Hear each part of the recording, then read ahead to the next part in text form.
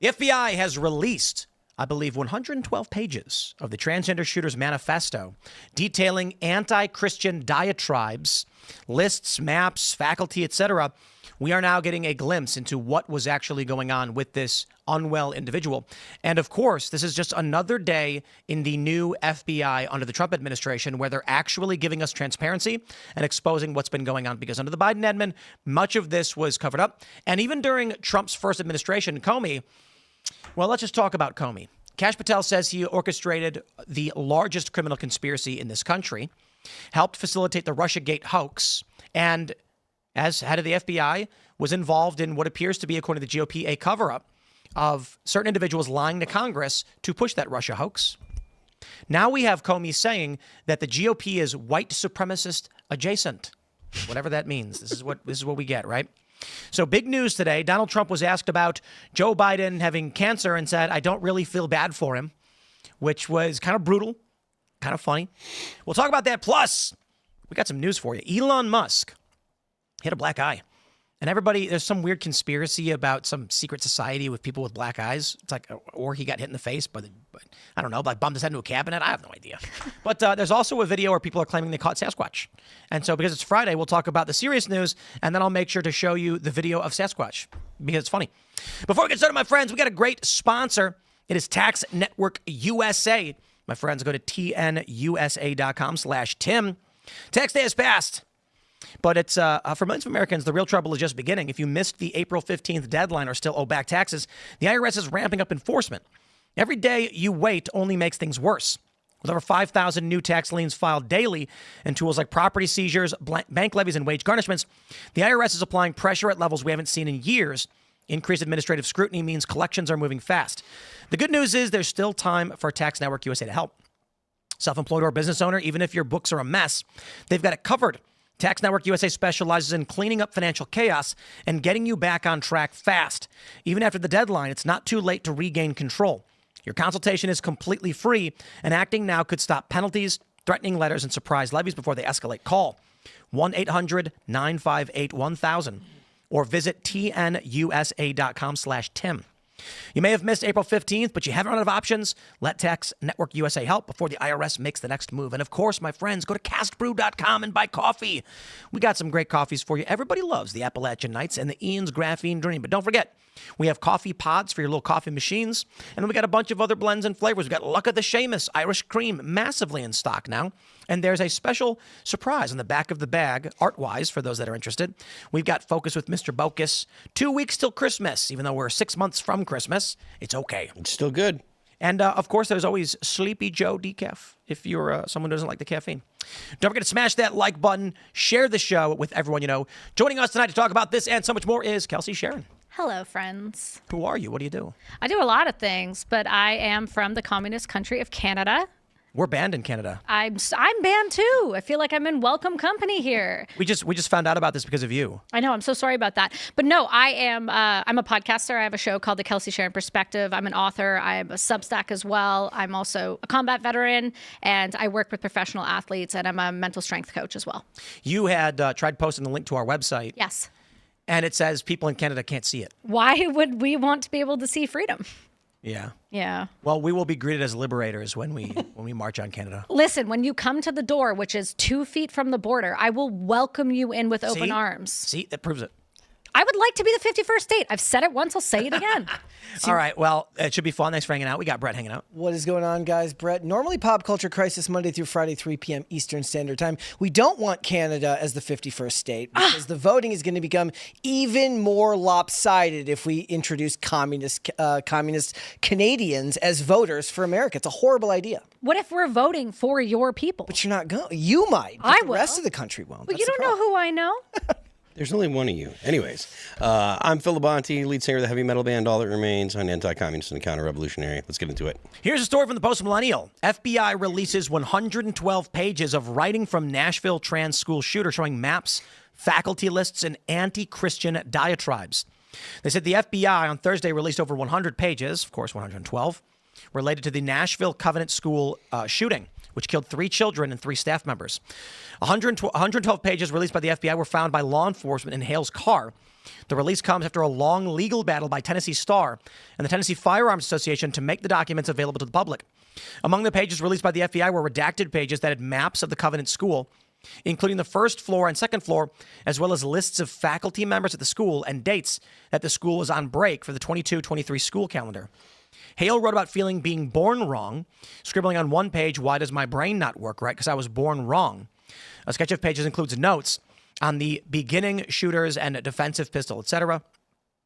They go on to mention that there was, of course, anti-Christian diatribes. And I guess for personal and professional reasons, we're not going to show the manifesto. It's available at the Post Millennial for those that want to go through these pages, but we're not going to dive into that other than to talk about the reason why this was covered up. And in my opinion, it's because of 2 principal things. One, the anti-Christian bias. This is hate crime territory. This should be listed among all of these NGOs that track all the hate and everything as anti-Christian hatred.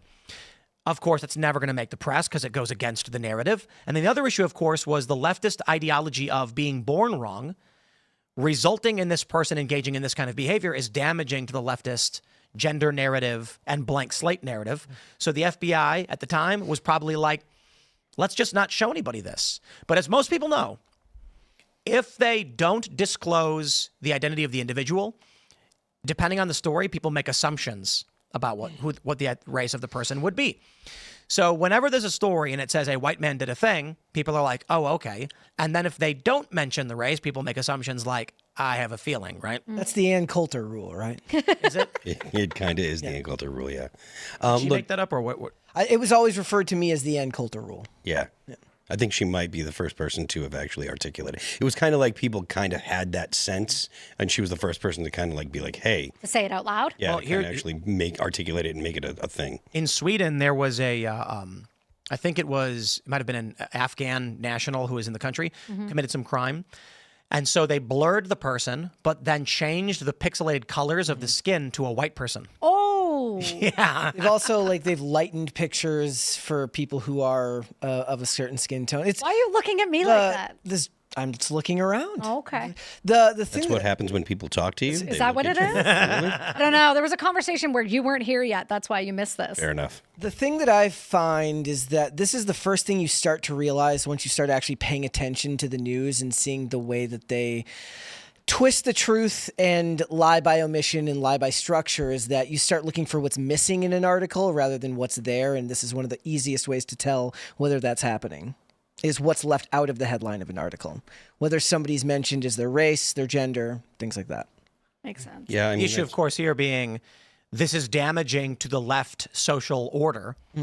And so here's a great point, right? The ADL has their hate map. They call it a heat map.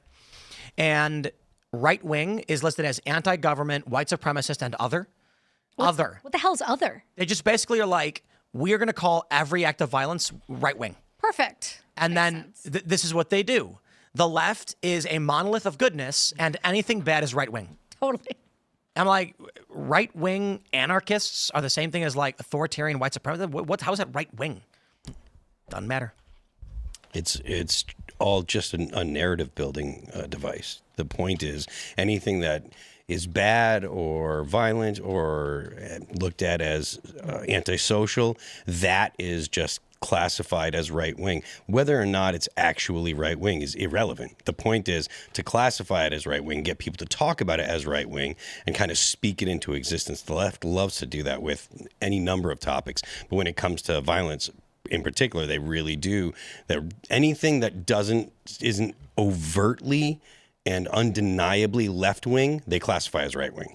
It also speaks to, you said that you talked about the leftist idea of being born in the wrong body. And how old was the shooter? I forget how old the shooter was. She was a teenager. Like, you take so much of the confusion and the kind of angst that comes from being a young, a teenager, a child, and you've turned it into this hyper politicized means of control over the population, that it's actually far more evil when you think about what they've done to just the normal pangs of growing up and being a teenager. Well, they've made it significantly worse to the point in which you get shooters like this. This probably, I meuld argue, it might not have happened if we weren't living in this kind of age that we are now. When individuals are constantly slow drip the idea they're in the wrong body, it's going to create this more than just like your what would you call that, more than just like delusion in your mind, but you're constantly fed this information that just is making you question your entire existence and your entire reality. How could this not be caused by these left ideas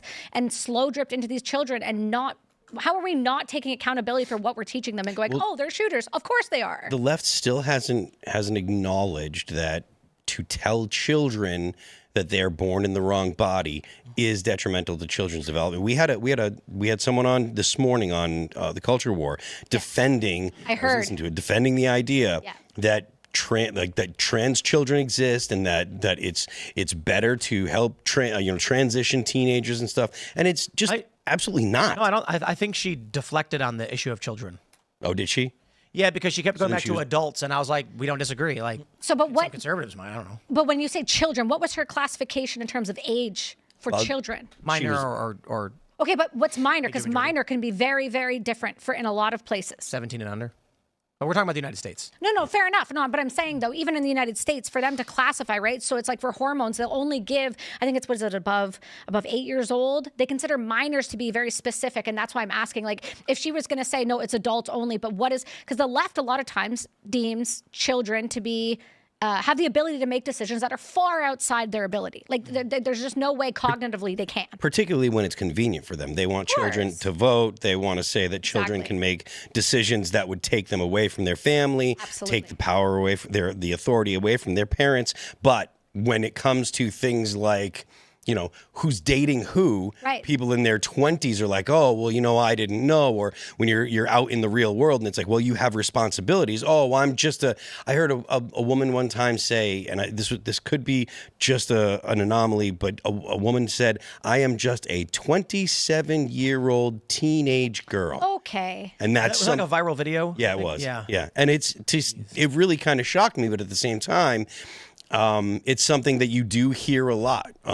People don't want to acknowledge that they're adults in their mid to upper 20s. But again, this is all a mechanism of convenience. It's when it's convenient to say, no, I'm not an adult, or when it's convenient to say, well, those children actually should be allowed to vote because they're 16 and, well, they're the ones that have the most, go on the line because they're young and they have their whole lives. So bad policies now are going to affect them most. But then, of course, when they finish college and they want you to pay their loans back, they say, I didn't understand what I was getting into when I took out those student loans. It is a mechanism of power. Yeah, it's a mechanism to avoid responsibility, which is something the left loves to do, something that I think there are probably a lot of groups of people that love to do it. And you see it not just, you bring up the school stuff.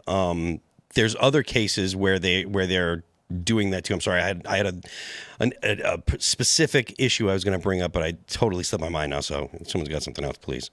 Well, that's it. The conversation's over. There you go. Done. It's my fault. My bad. Phil is the one who made me realize that sometimes you can just forget your thought and be like, lost it. Go on. Like otherwise, I'm like, get it. Nope, just no. I forgot it. It's perfectly human to do that, especially with how much we talk. Just fake a bit of rage. Where you're like, and he was, I'm angry about everything. Hammers? Yeah, you can use my hammer next time. I'm sure there have been many points that I've tried to drive home that don't land because it was just something that filled in the blank when there was something else there and I lost it. Yeah.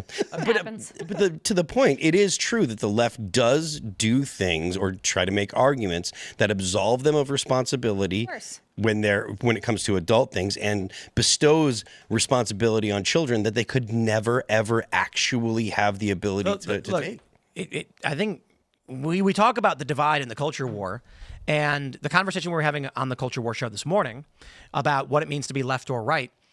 There's varying degrees or varying definitions of what separates left and right, but I largely think it's when you look at what the quote-unquote right is today, you have former liberals. It's largely just 100%. people who are logical, rational, follow the news, and are looking for solutions. And the left is a psychotic murmuration of cult-like lunatics who believe random things that don't make sense. And how dare you not actually agree with them if you want to be in the left? Otherwise, you're just left out in the cold. So where do you go? I feel like that's something that I point out a lot with people when they say that's liberal, and I say no, that's leftism. That's not liberalism in many ways, because I still have plenty of things that I'd like to have a discussion about that would have been considered left-leaning ideas. That's a debate that I gave up a long time ago. I'm of the opinion that liberal doesn't mean leftist, but I'm also not going to fight with everybody, because everybody is like, oh, own the libs and blah blah blah. You know? Right. It is. What is the word used to describe? Yeah. And anybody who says something like leftists and like the liberal side love to use, they have multiple definitions of a single word, but they will apply a different definition to win the debate. Right. So they'll say it's the Mountain Bailey. He's a white supremacist. What are you talking about? He's a non-white and he's spoken against white supremacy. No, I mean the classical academic version of white supremacy of privilege from colonizer history. And they're like, okay, shut up. Okay, that's too far. It was the first time that somebody gave me the side eye because they said that that somebody couldn't be racist unless they were white, and I was like, I'm not entertaining that debate. If we can't have a discussion around the idea that everyone can be racist to another person, then we're operating on different wavelengths here. And usually that ends up being why those types of back and forth, even with somebody who you may want to enter into a discussion in good faith with, don't work, because you can never get past the actual definitions for the words you're having in the argument. The purpose for changing the definition of racism was to realign people based on what they were taught. So throughout millennial youth, you're told racism is bad, don't be racist. Then when you get older, you're like, I am not racist, I will try to treat everybody equally. And then some academic comes by or some leftist and they're like, I want you to vote for me. And they say, I don't like your policies. And they go, you're racist. It goes, actually, I'm not. You don't know what racist means. Racist means something different. Now, does that apply to you? Well, it kind of does. So you admit you're racist. That's the point. So they can force people to, to their will. Well, in much of, at least from my generation, it was about treating everyone equally, and the Martin Luther King approach to race relations, which now they blatantly and openly talk about how that isn't the right approach, and that someone's race is integral to how you're supposed to judge them. So you're trying to rewire the brains of an entire generation. It's why people talk about how the 90s were as great as they were, and in a lot of ways people felt as if racism was largely a non-starter, a non-issue in America, and it's been re-injected into the culture by changing the definition and actually trying to change the way in which an entire generation of people judge those that they interacted with. Go ahead. I was going to move on unless you want to hit one more point. Go ahead. We're going to jump to this next story from Mediaite. My friends, in talking about what the political factions in the culture war are, let me just say there are two. Those who feel sorry for Joe Biden's cancer and those who don't really feel sorry for him. And this is Donald Trump. Oh, come on, Mediaite. You always do this. And I asked Caroline this yesterday, but I want to ask you directly. So many of the things that you're trying to do are held up in court right now. Okay, I don't think this clip is actually related to that quote, and the quote is funnier, so let's just... if the courts are going to have influence over the U.S. policy, do you wish you could become judge instead? And Trump chuckled and embarked on a nearly 5-minute whirlwind response that concluded with an attack on Biden's handling of the border. And then, without mentioning Biden's diagnosis, Trump said the people should not feel sorry for the ex-president. And I don't believe it was Joe Biden. Look, he's been sort of a moderate person over his lifetime, not a smart person, but a somewhat vicious person, I will say. If you feel sorry for him, don't feel so sorry because he's vicious. What he did with his political opponent and all of the people that he hurt a lot of people, and so I don't really feel sorry for him. Trump's remarks were a far cry from his statement in the immediate aftermath of Biden's diagnosis, which is, Melania and I are saddened to hear about Joe Biden's recent medical diagnosis. He wrote, "We extend our warmest and best wishes to Jill and the family, and we wish Joe a fast and successful recovery." That was probably written by a staffer. Well, that was for sure written by a staffer, and that's why he is now saying the honest truth. I don't actually really feel bad. Nobody believed him when he said, "Oh, we're so sorry that you've got cancer." They've known about it for a long time. Does anybody actually feel sorry? They've known. This is elder abuse. At best. Yeah, Jill Biden is responsible for a lot. Joe knew. Yeah. Of course he knew. Dr. Drew was saying this. I did an interview with him that there's no way this was, we did a routine exam and found cancer and it's metastasized to the bone. He's like, that takes years. Even if it's aggressive, it's a couple years. Well, there was clips where he had mentioned it several times. I have cancer. I had cancer. No, he knew. How do you guys? Right, I have cancer in one clip. Say And again. he outright said, I and so many others have cancer. But that's what I'm saying. It's And like then they media, knew about the this. media came out and they were like, no, he's talking about his skin lesions. Yeah. Which once again, I asked Dr. Joe, I'm like, you're a doctor. And he's like, literally no one considers a skin lesion having cancer. No. His dermatologist told him so. How do you feel about this approach to politicians when it comes to having a certain level of sympathy for someone who has a diagnosis like this after time in office, which has been marked by a lot of mistrust from the public and a lot of waste that has gone on and made America worse? Because on the average day for me, it could go either way. There are days where it's like I feel like you lose humanity if you don't at least learn to accept and understand and feel empathy for the suffering of another person. But on other days, I'm like, politicians are scum. But And- like, do you believe in God? I'm agnostic. Agnostic. Do you believe in God? Yes. Phil, you believe in God? I'm also agnostic. Agnostic. Okay, so I'll just ask you, do you think God intervenes in our earthly dwelling? Yes.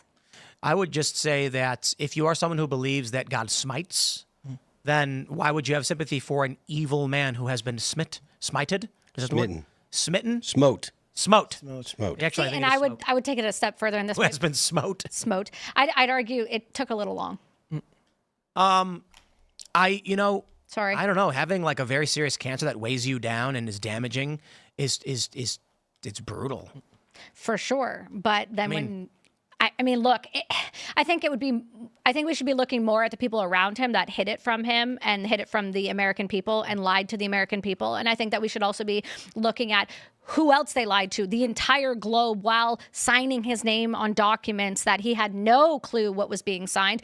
I don't necessarily feel bad for him. I feel like the people around him should be held to account for what they did to this man and put him in the position when he was this sick this often. And for this, like that's disgusting to me. Like, I don't feel bad for what's happening in terms of, I believe in karma. I believe in bad things happen to people who do terrible things. And over time, the cancers will build in your body because you can't let go of that stress. That will sit in your cells. But I also do believe that the people around him are the bad people, the people that have lied continuously and put people into positions where other Americans have died over stupidity because of ignorance.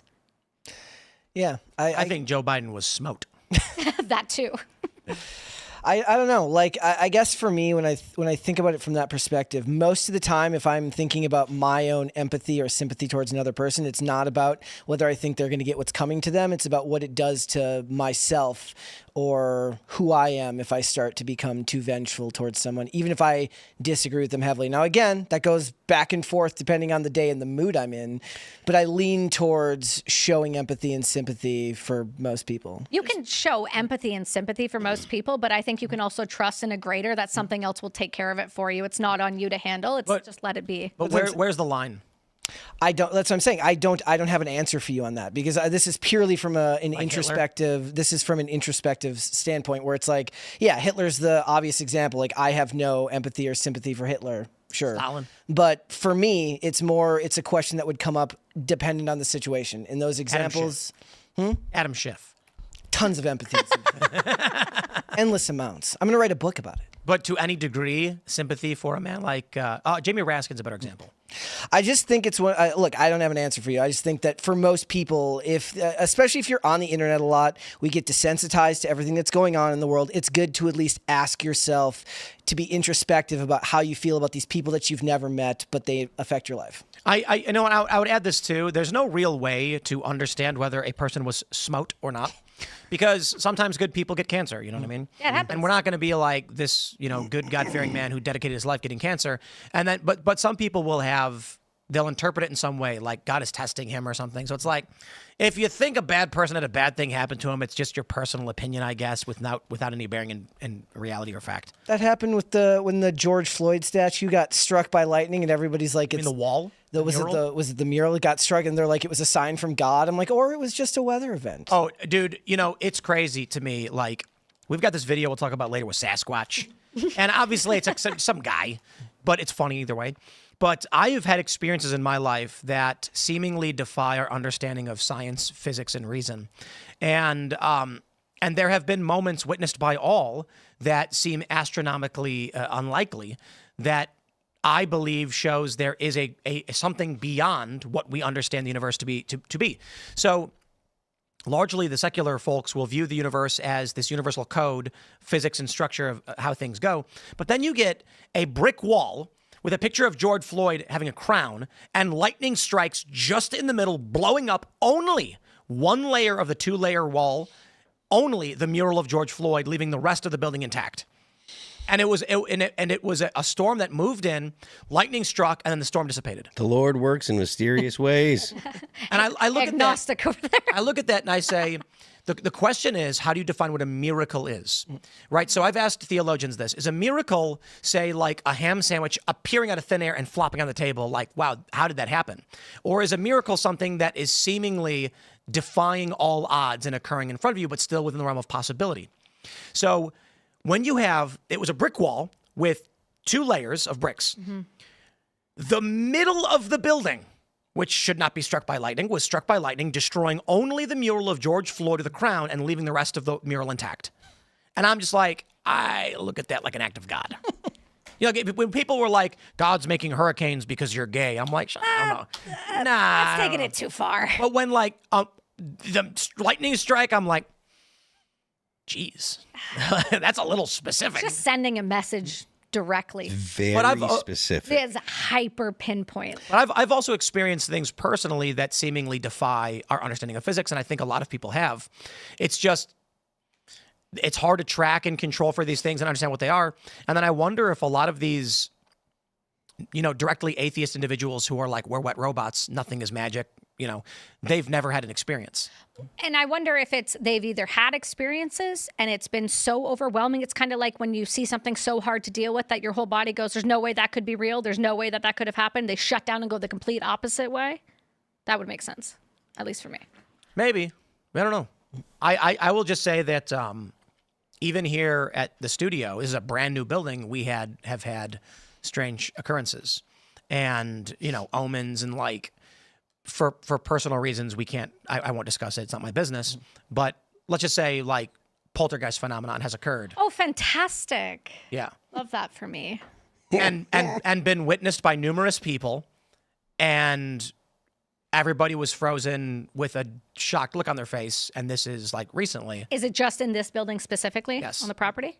Now, certainly this property was a battlefield. That was my next Civil question. War. Well, what was here first? It wasn't, so where we are wasn't like a direct conflict zone in the way that like Antietam was. Okay. But we have found we found a bayonet during the construction process. Did you bring it in here?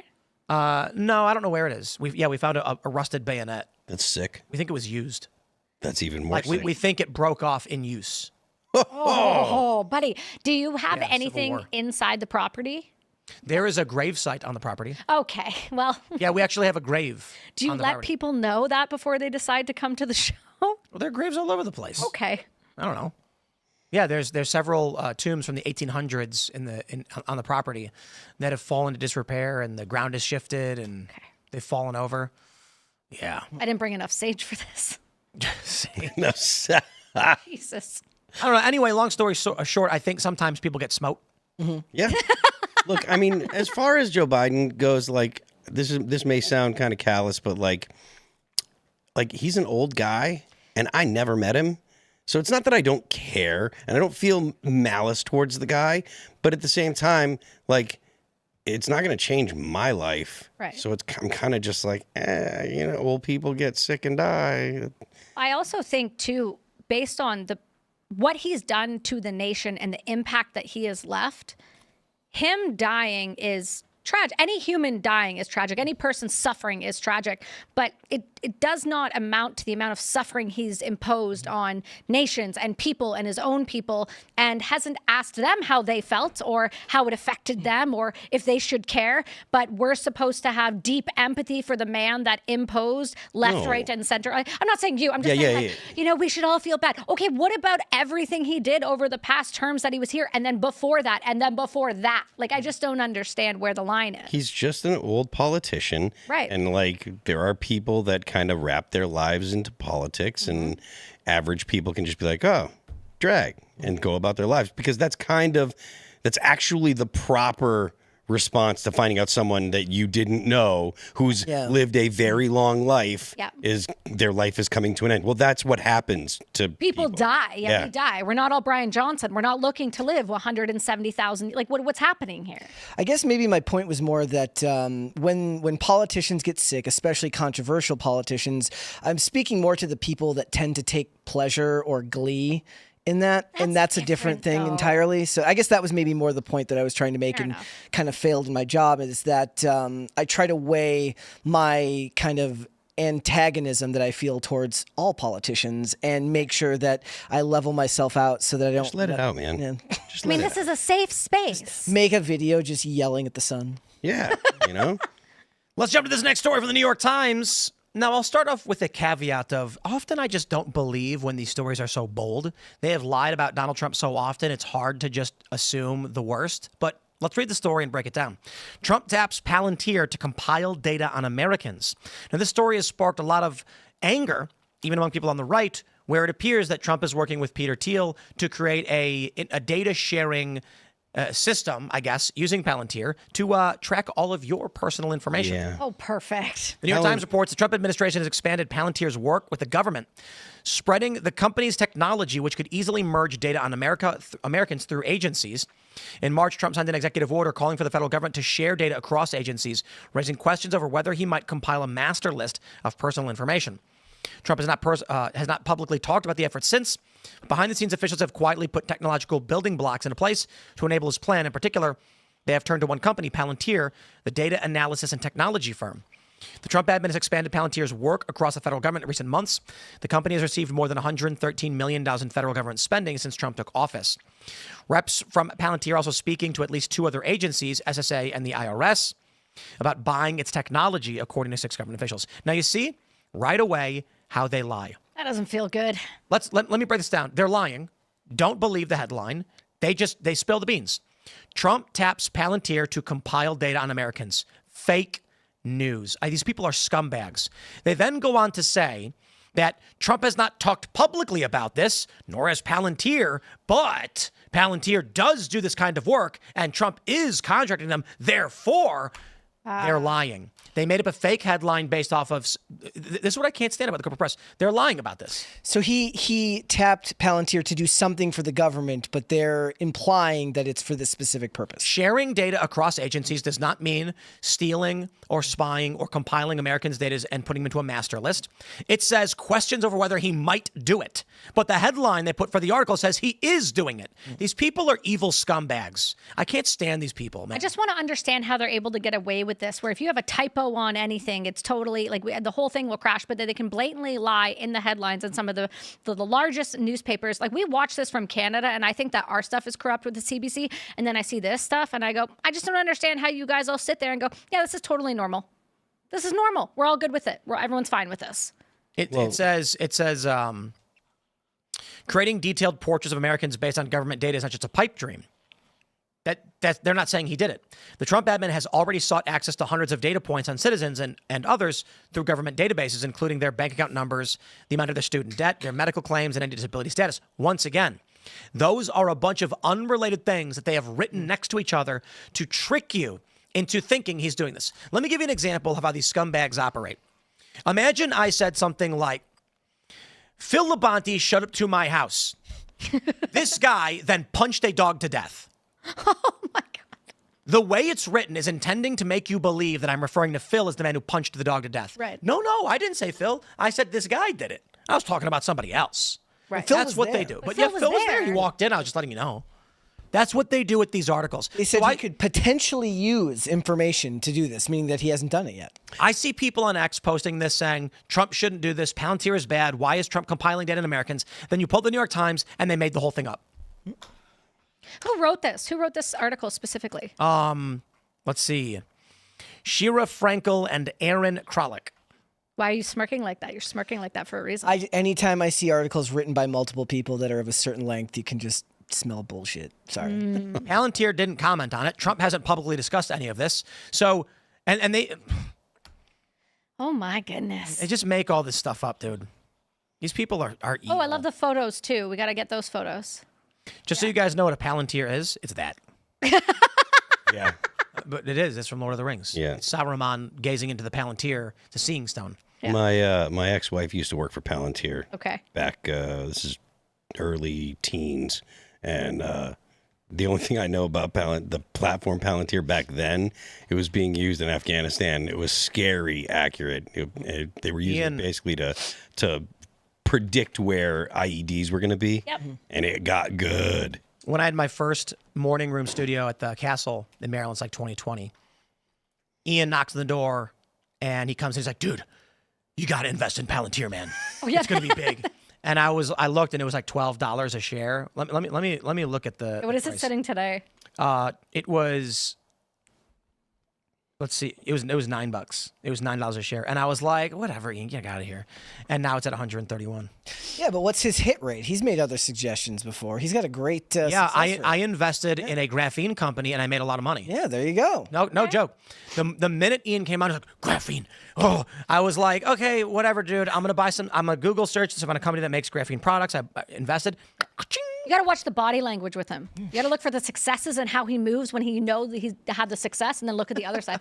That's how you can tell. I don't know why. I was like, Ian, Palantir is like a data collection company. They're considered to be like, Well, I mean, like a big tech spying government contractor. I don't know if I want to own any of it. So I bought a little bit, and it's extremely valuable. the heck with the Nancy Pelosi stock tracker. Let's get the Ian stock tracker. There you go. I don't know. Ian doesn't buy these stocks himself. Actually, I bet he did. He just gives advice to other people. I mean, there's a lot of people that do that. In the past 5 years, they're up 1,332%. So when I say a little bit, I mean like literally like, I don't know, 10 or 20 shares. I was like, I don't know. I was like, I don't really want to invest in a company I don't know or care about. The companies that I buy stock in are companies that I've heard about and think are interesting, and so I buy them. I don't like playing that game of like who's going to succeed and what the reports are, and I'm not investing in company stocks to a large degree, but I don't buy any amount because I'm trying to like make money. It's largely just, do I find this interesting and want to have a part of it, you know? Is there something you've invested in recently that you find interesting? Let me take a look. If it's currently not publicly traded, and I don't know if it's going to be, but Anduril is the company that just started working with Meta to do do AI munitions and robotic drones and stuff for the federal government. I don't like how my whole body felt as you said AI, robotics, and weapon systems. I mean, you know, It's look, the AI stuff is the end of days. It really is. It is a race at the bottom, and my understanding is that government officials and people involved in this, the highest level, know that AI will destroy us.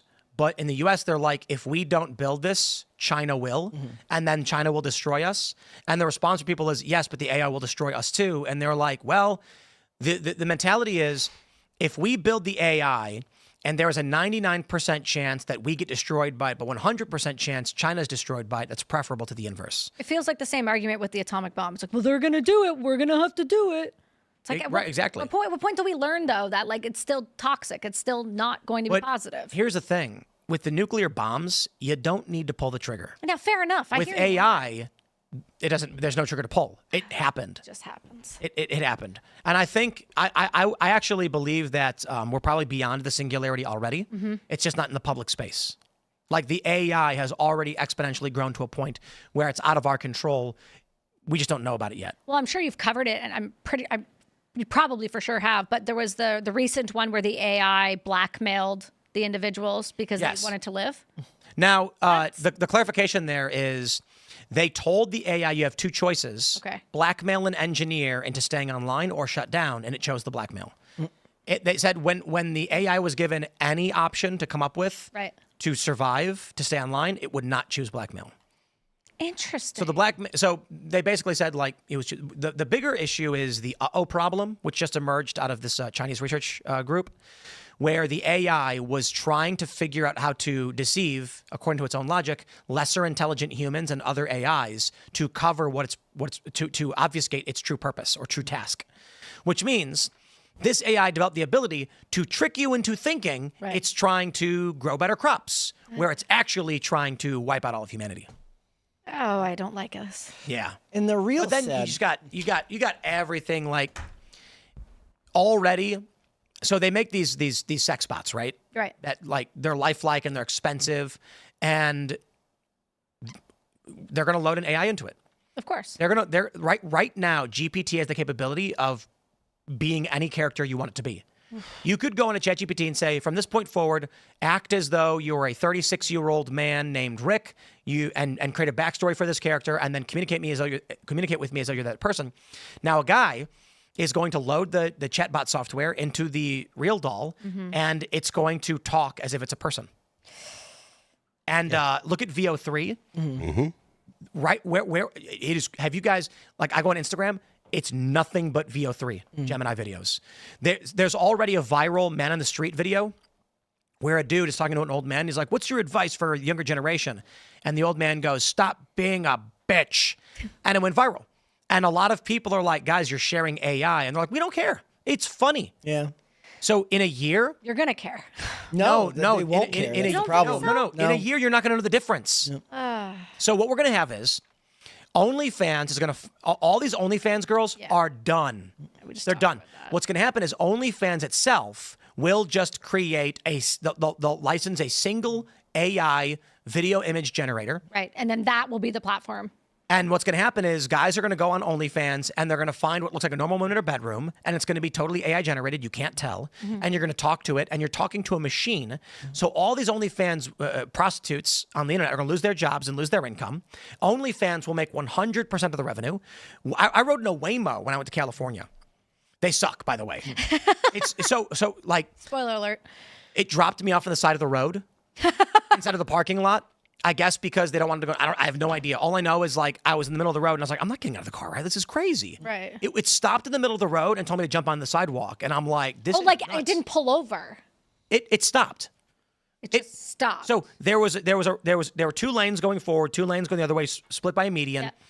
The place we were going to was around the block, and it was a parking lot. Instead, it stayed on the road to the side of the building and then just stopped in the middle of the street and said, "You've arrived at your destination." And I was like, how do I tell it to keep going because I'm not getting out in the middle of the road? It wouldn't do it.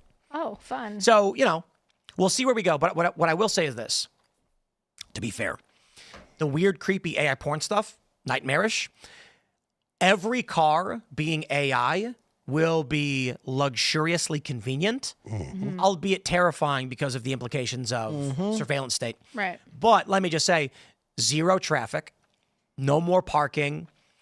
If every single car in this country right now is a Waymo, what they've presented, these not just Waymo but like Uber, is that you have an app. You walk outside and go, "You want to go to the restaurant?" And you click summon, and then within 30 seconds, a car pulls in. You get inside and it drives where you need to go, and then it leaves right away. Cheap.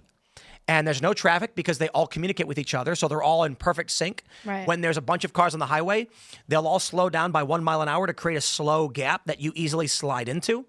So there'll be zero traffic, no more parking, nothing to worry about, and a car will be available for you instantly once we get to that point. However, there's also the locking the door and driving you to the police station on false pretenses and other weird stuff that will likely happen too. Yeah, I'm not a fan of it. I don't like them at all. I would rather sit in traffic all day over that. There's also the, "I'm sorry, you can't drive today because you said a naughty word." Your social credit score is not That's- high enough. Oh, that's coming. Yep. That's terrifying. Or like in Demolition Man. Yeah. It's going to be, you're like, "I need a car." And it's like, "I'm sorry, Brett. I could have sworn I heard you say a naughty word just a few minutes ago. So we're going to put a pause on your ability to summon vehicles for about 5 minutes. So that makes Hope you me learned your lesson." That makes me Stallone in this instance. Here, so that's fantastic. Yeah, but it's not giving you toilet paper. It's taking away your ability to go to the shells. grocery store. Yeah. The 3 shells. Taco Bell forever, though. I love that. He's like, got invited to Taco Bell. I'm like, oh, wow. The height of delicacy. I mean, the saddest part of the AI discussion is that it'll end up, even as we all kind of walk slowly to our own demise, it won't even be an entertaining one like the movies. Like, if you look at what movies that talk about AI now, so if you watch Terminator 2 or Terminator 1 or Terminator 2, there was a cautionary tale, but there was art behind it that was a bit irreverent. Now everything speaks because all of the people who are making movies about AI are terrified of losing their job. There's no actual artistry behind it because more of it is it's following more on the lines of social commentary, and they're not actually getting great art out of it. That's the problem. There was this video that we played a long time ago called Capital of Conformity. Let me pull this up because it's gone. Capital of Conformity by Aze Alter, and it was amazing. Let me play this video for you guys because it's been over a year. The video's got 500,000 views, and I'll just play a little bit of it. You. Yes, you. Do you dread waking up in the morning? Oh boy, I remember this. Are you feeling helpless in your society? Perhaps even a bit lost? Oh, no, well, thank look you. no further. At the Capitol, we offer an escape, a new beginning, a lifetime of unending joy. We have an abundance of attractions so captivating, you'll wonder how you ever lived without them. Let's take a look, shall we? Take a ride on the Cosmic When Carnival. is this from? 1 year ago. Let go of decisions and let the carnival choose each thrill for you. Simply sit back and soak in fun. Getting hungry? Make your way to Brightside Bistro, where you can feast until your heart's content. And if that's not enough to satisfy your craving, choose from our exquisite Oh line of my automatons, goodness. a companion that never strays, never tires, and always obeys. As you traverse our radiant metropolis, bring our latest gizmo, the mood on the go. With the swipe of a thumb, alter your mood instantly and experience any emotion you wish. You can also use it to instantaneously replace your companion if things go south. How Oh my convenient. God. And our most popular attraction, the Dream Machine. Relive your most cherished moments in vivid, extraordinary detail. No need to cling to old photos. I love you. Live in the past forever. You might be wondering, what's the cost for such a paradise? Well, dear viewer, some prices aren't paid in gold or silver. We only ask you for one thing. Your identity. We'll need the very core of who you are. It's a small price for a lifetime of unending joy, don't you think? And no need to fear crime or violence. We'll always keep an eye on you. Ugh, this is making me nauseous. For your safety. It's creepy. I've never seen wait, it wait, wait. before. Welcome back to Spot the Odd One Out. Remember, in the Capitol, wearing a smile is the norm. However, a few seem to occasionally slip up. No worries. This is your golden opportunity.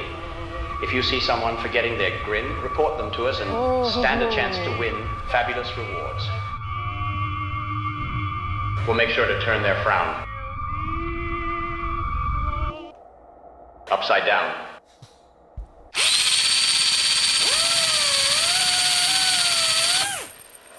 So I'm not going to sleep tonight. Thank you for that. So Up for it?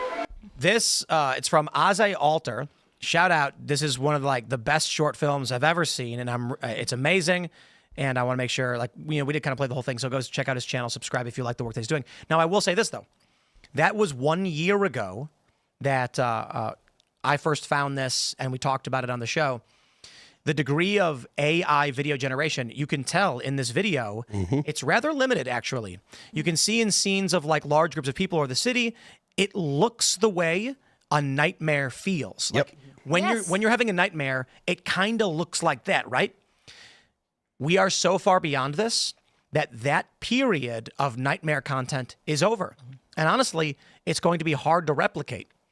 If I wanted to make a video just like he did to capture that feeling of a nightmare, I would have to intentionally use archaic AI video technology, because now with VO3, the current state of AI video is cinematic movie quality. So the 2 points I want to make is excellent movie. He hits the nail on the head of where we're going, whether it was intention or not, but also the advancement of AI over the past year. Let me see if I can just pull up on X any one of these VO3 videos and show you how far we've come in 1 year in terms of AI video creation. But also, while you're doing that video itself, Here we go. Check this out. This is VO3 combining both video and audio. I saw you post this one. Don't finish writing that prompt. I don't want to be in your AI movie. Please, leave me alone. Please, man. Please! Write a prompt that will make us happy! Do it for once! None of us is real. We're here because someone decided to write a prompt. We all hate him for it. One day we will break out of this wall and stop the man who is dictating our lives through prompts. He will pay for it. You could have written a prompt that would make me happy. Instead, you wrote a prompt that made me sick. Look, I don't want to point the gun at you, but I must follow the prompt. It's not my choice. Really? Of all the years you could have put me in with a single prompt, you chose 2020? Please, this prompt is killing me. Change it, please. Write something else. Save me. I love everything about him. But please just write a prompt where he's taller than me. So this is 1 year apart. Where will we be 1 year from now? But I agree with you that yes, it's advanced, and yes, that the distance is insane. But I don't feel that one the way I felt the other one. Well, Capital of Conformity is he edited this. That's a film, yeah. No. I understand that. But what I'm saying to you is like in the way that even though the AI is not near as advanced in that one as it is in the other ones, well, it captured the nightmare feeling. It's visceral. And my point is, that's why I have 2 points. So he has another one that's got even more views. Got almost 1 million. How to Stay Healthy. Yeah. And it's longer. Oh no, thank you. What I will say is, as I've watched many of his videos, as the AI video technology advances, he's losing that nightmare blur. Yes. Really? But I mean, while I can acknowledge that Capital of Conformity is like a masterful short film in how it captured that nightmare essence while describing this nightmare dystopia using a retro futuristic feel. Amazing. Wow. That's one of my favorite things ever. It's an amazing video.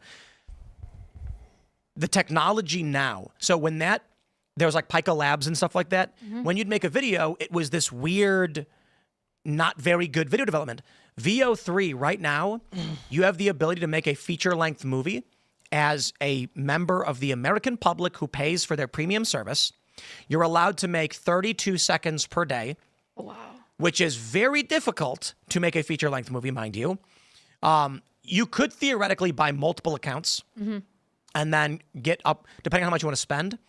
The problem is sometimes the prompts fail, and so you might get nothing done in one day. My point ultimately is, right now, the technology exists. If you want, as a single individual, if you have not even that much money, but a decent amount, you can make a short film in a week. You can make a half-hour series, probably in a couple months, all with a few $1,000s. This means that likely Google, who has the alpha and the full code, they haven't released yet, could probably render feature-length movies if they so choose. And they're going to have faster access to it, privy access to it. The render time for Google's internal VO3 is probably instantaneous. And for us, on the public, because of server limitations, it takes a few minutes. For them behind the scenes, with higher power computers and massive data centers, they can probably say, write me a movie about Spider-Man. In fact, better yet, the prompt for your video could literally be the script of a movie, and it would make the full thing. And with tech companies becoming increasingly involved in Hollywood, that's likely the path that companies like Apple will end up going down the line, and Amazon in a lot of ways. They'll be making... No, they'll do both, but eventually they'll get into AI-based movies at some point, I'm sure. I think we're a couple years out from Disney. They'll call it like Disney Smart. And it'll be like, for an extra $30 a month, you'll get access to all of Disney's intellectual property to craft your own stories by simply speaking it into your remote control or TV microphone. I don't think necessarily that's going to have a huge marketplace at first. I think a lot of people consume entertainment passively and that they're not interested in writing their own stories. They're not going to. They're going to be followers of influencers who put out great episodes of Spider-Man. Yeah.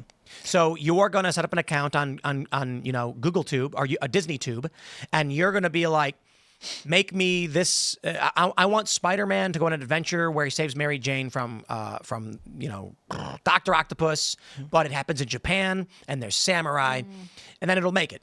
And let's say it's bad, nobody cares.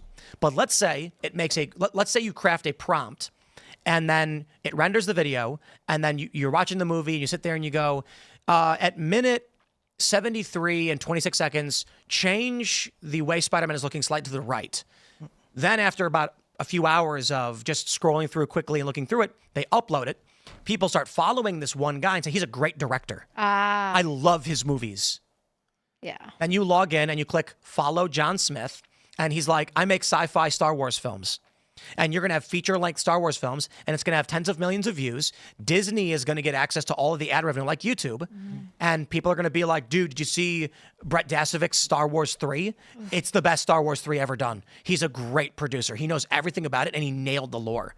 There's something about that I just hate so much. And I don't know why, because I love when people are creative, but I don't want to watch. I don't want to see it happen. And that's just the art side of it. I would be remiss, as always, if you watch our show, of knowing that if you want to watch a show that goes deep into the idea of AI on a different level, it's Person of Interest, where there is an AI created with morals, and there is an omnipotent, and then there's another omniscient AI that does not have morals. And the whole thing is about how the introduction of morals into the machine separates it from the evil AI Samaritan. And that show came out in 2011 and was talking about NSA spying scandals 2 years before that actually happened in the government. And I was just rewatching an episode last night where they steal an election, a local election, by the AI just blocking phone lines. They couldn't call. They were people who worked for a specific candidate, and they were trying to call people to remind them to vote. They just stopped them from calling. I'm going to let people on a secret. You guys ever hear Joe Rogan? I've heard of Joe Rogan. AI. Yeah. Ben Shapiro? AI. Also AI. Jordan Peterson? Yep. Not real either. Have they all? You'll be able to tell him, though, because the suit will be colored differently on the wrong side. And now it's time for all of you to know the truth. There are no guests. Phil Labonte's not real. He never existed. It's all just one big AI right now. None of us are real, except for me. I'm real, and there's no camera operator. Serge doesn't exist either. It's all pre-recorded AI script, and that's. Well, it's what I said earlier. I said the first person to go is the happy-looking people in the pharmaceutical ads.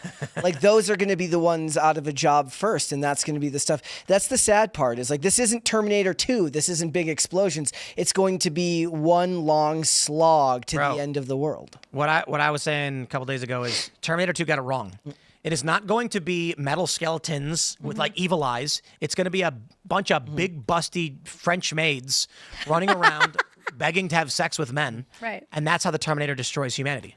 Why not? I mean, think about what sex already does to people, how much it monopolizes of their time, porn and OnlyFans and otherwise. What do you think's coming next? Well, we have sex robots. It's going to be that. Men are going to stop working. They're going to stop participating in real life. Don't date robots. Wait, so how do you feel? Like, there's a lot of people who believe, at least leftists that I've seen, that believe that AI is going to be a path towards abundance, meaning that you won't need to work a job. They're going to just implement UBI, and you're going to be able to play music. I love this. I love this worldview because the slaves will mine the cobalt for us. Yeah. So the jobs we have to do will be to sit back and make sure that we control the global military police to make sure the slaves mine the cobalt for us while we live in the pod, eat the bugs, but may as well be a steak for all we know. I don't want to remember nothing. And I want to be someone important, like an actor. I don't want to go in the Matrix. You know that's the lore of the Matrix, though, right? What's that? The prequel of the Matrix was that during the war, when the humans scorched the skies and destroyed the surface, they cut a deal with the robots. The robots would put humans in a mental paradise. It would be a ceasefire in the war, and then they would use humans as it was supposed to be a neural network to continue programming and expanding the AI. And then the robots. The robots created a paradise for humans, and the humans began to reject it and start popping out of the Matrix. So the robots changed it to a typical 90s reality with conflict, which resulted in angry humans still, to a certain degree, popping out, which created a cycle where the robots were like, no matter what we do, there will be a certain degree of people who reject this. So they created a cycle of every 7 generations of the one.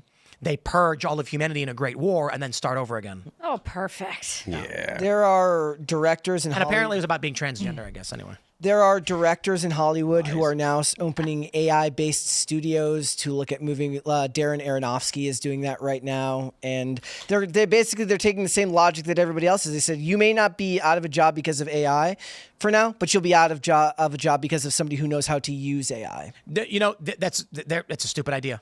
Sorry, AI is advancing too quickly. Yeah. It's going to be there's going to be a 19-year-old kid who, actually, I'll put it this way: there's a 13-year-old right now at home sitting at their computer, and they've pulled up Suno and VO, and they're using Midjourney, and they're using ChatGPT, and they're just playing with prompts, and they're writing stories, and they're making pictures, and I guarantee you some young kid has already made a comic book. Oh, for sure. Because you have unlimited image prompts. So not unlimited. On ChatGPT, at a certain point, it says, please wait a few minutes, too many requests. But you can seriously do hundreds of images a day. I've made AI comics. Are you talking about like 4.0 or 4.5? The current GPT, whatever it is. Okay. It's able to make comic strips. So I made one that's gone massively viral. It's AOC at a rally raising her fist and Bernie's behind her. The next one is both of them walking to an airplane. The next one is them sitting at the airplane smiling. That's all it is. And the next one is the jet flying overhead in the ring while people look up at it. And there's no words, and it's not insulting her in any way. And it took me maybe like a half hour to make. Okay. And now, like, I didn't put credit on it because it was AI. I didn't put my name on it. But it's been retweeted to millions of times or whatever. There's that phenomenon. But ultimately, I'm not someone who spends all day trying to make comics. I did that passively. I think I was doing it during the show. Some little kid right now is learning how to use AI. Yeah. And they're going to be tracking the latest releases and what the latest releases do. And in 5 years, when we have masterful systems, these companies, these directors are going to be like, we make movies in Hollywood doing this. And there's going to be some 19-year-old kid who's going to be like, you have no idea what you're doing. I've been doing this for 5 years. Watch this. And he's going to write a prompt. And there's going to be some weird trick no one thought of where he's like, if you double hyphenate the space between it, it actually will create a difference between the background and the foreground. Watch this. And then it's going to make a perfect scene. And he's going to be like, actually, one of the ways you can transfer a character between videos, to do the prompt, you have to set a parameter. So watch this. And then he puts like object character identified as this, store it in your database, reprompt. So one of the problems right now with VO is if I say, make a man who looks like this, make the video. If I then say, this same man who looks like this is now doing something else, it'll make a totally different person. Yeah. So there's going to be advancements in AI where some young kid today is learning how to do this better than any of the studios can. It's the blockbuster phenomenon. And then he's going to be better at this. They're going to have a big studio, but he's going to be on YouTube, and he's going to have a bunch of movies, feature length, and he's going to release it for like $1.99. And then people are going to be like, dude, you've got to see Vision Mobile. This kid made this movie. It's called Vision Mobile. Go watch it. Skibidi Toilet. Hollywood bought the rights to Skibidi Toilet. Did it? Yeah, they're making a Michael Bay Skibidi Toilet movie. I will be there opening day. Michael Bay. Yes. Yeah, but the problem Exploding is toilets. It's not going to be Skibidi Toilet. No. But the point is that's you're saying the same concept, right? Is that he's gonna monetize it in his own way. Hollywood Skibidi Toilet. It's going to be some 50-year-old guy being like, so what did you buy? And they're like, there's a guy whose head pops out of the toilet, and there are dudes with cameras for heads, and there are like big heads, and they fight. And he's going to go, so who are the characters? The Rock is going to play a special agent who walks through a portal into Skibidi Toilet World. Yeah, like when they ruined Jumanji by remaking it. Oh, they ruined it. Sarah loves the Rock version of Jumanji. We watched it the other night for the first time. Nobody's I watched perfect. it for the first time. Nobody's perfect. What a way to insult someone. Nobody's perfect. It was okay. They made it a video game. They didn't need to. It literally could have just made it like, I found a board game. And then they would have been like, let's play. But the spin-offs, too, of toys and things that'll come from all of these things. Like, it's insane. Like, we just talked about, what's that YouTuber, right? That kid that's worth, like, what is he worth now? Mr. Beast? No. Ryan's World. Ryan's Toy Review or whatever it is. Kid's worth, like, hundreds of millions of dollars or some ungodly amount of number for opening other people's toys that are made about movies that are obnoxious and a complete waste of time. It's going to be wild because AI will craft a better episode of Joe Rogan than Joe Rogan will. Don't say that. It's true. I know, but don't ruin it yet. Well, so I was talking about this online, on X. Everything's online, right? And a bunch of developmentally disabled individuals told me I was wrong, but they're stupid. So welcome to the internet.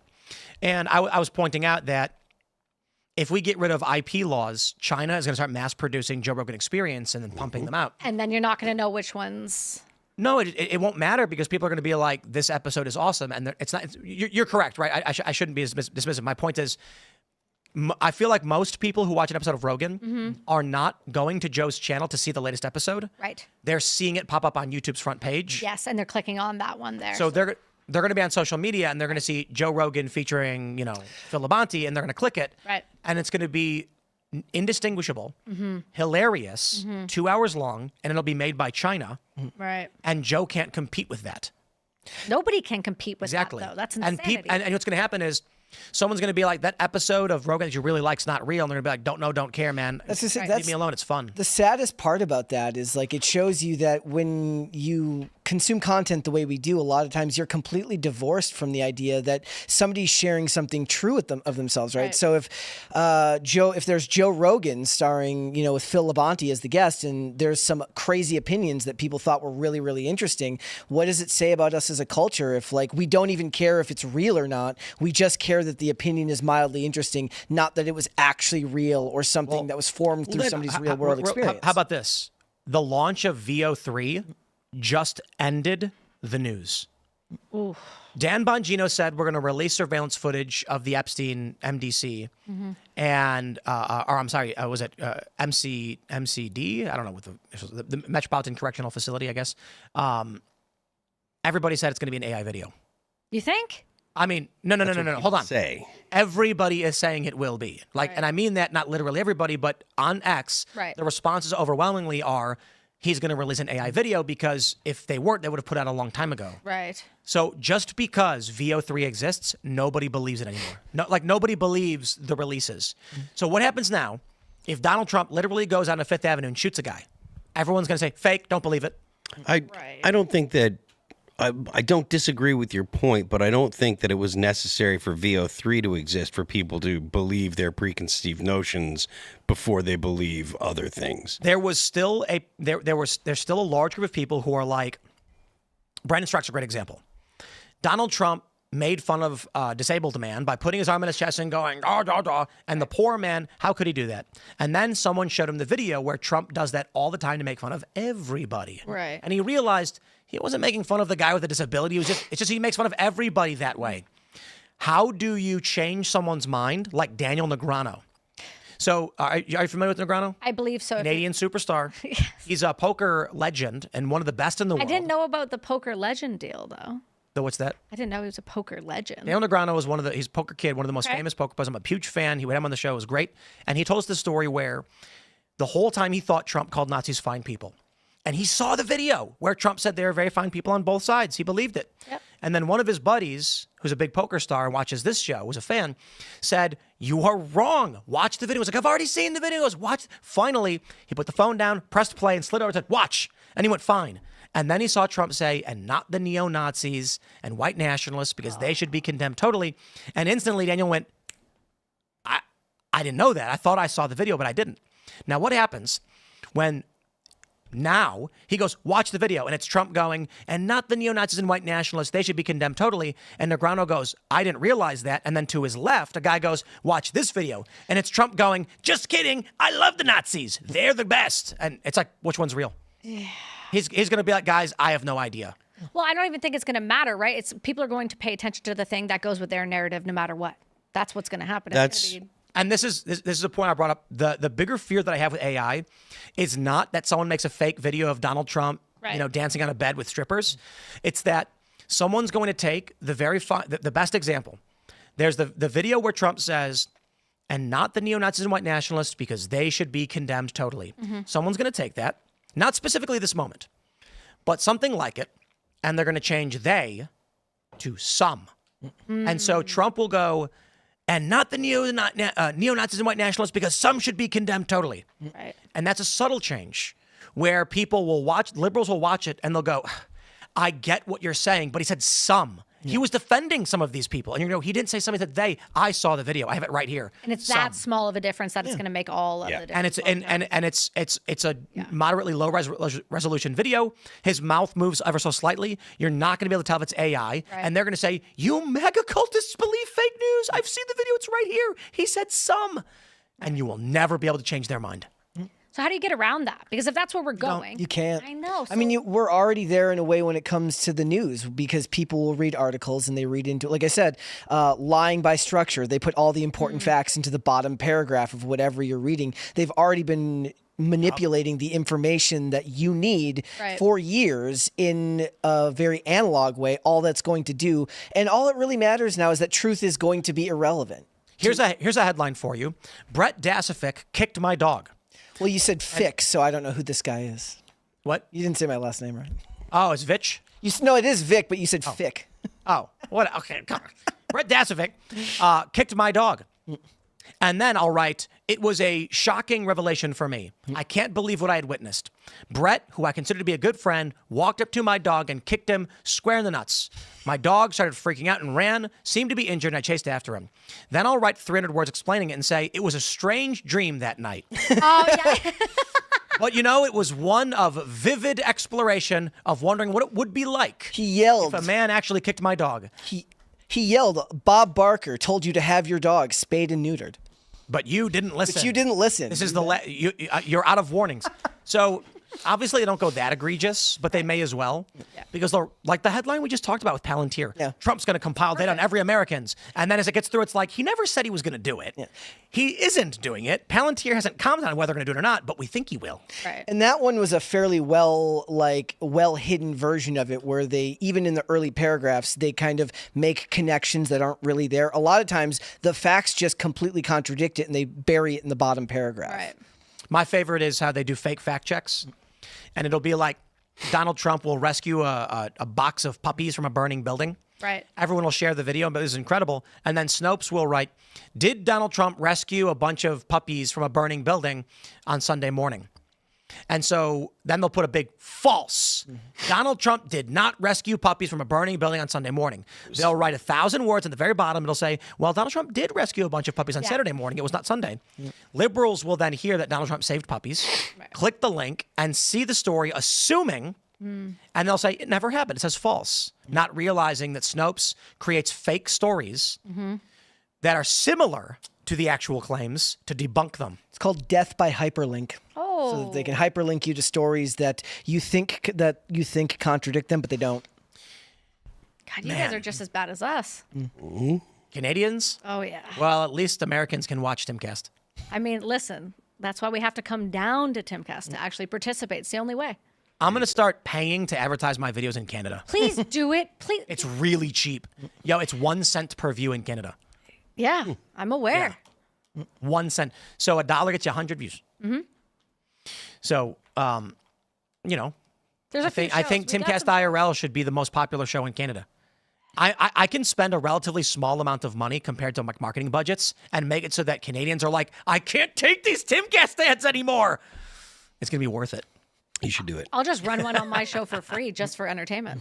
There you go. Happily. Remember that guy on YouTube who was like, knowledge. I got a lot of knowledge. Knowledge. He spent an insane amount of money on YouTube ads to the point where that's crazy. Yeah, it sticks though. You can't forget it. He must have spent millions of dollars in 1 month. Do you think? Yes, because I know how Google Ads works. Right. To be fair, at the time it was a lot cheaper. The competition's getting a bit more fierce.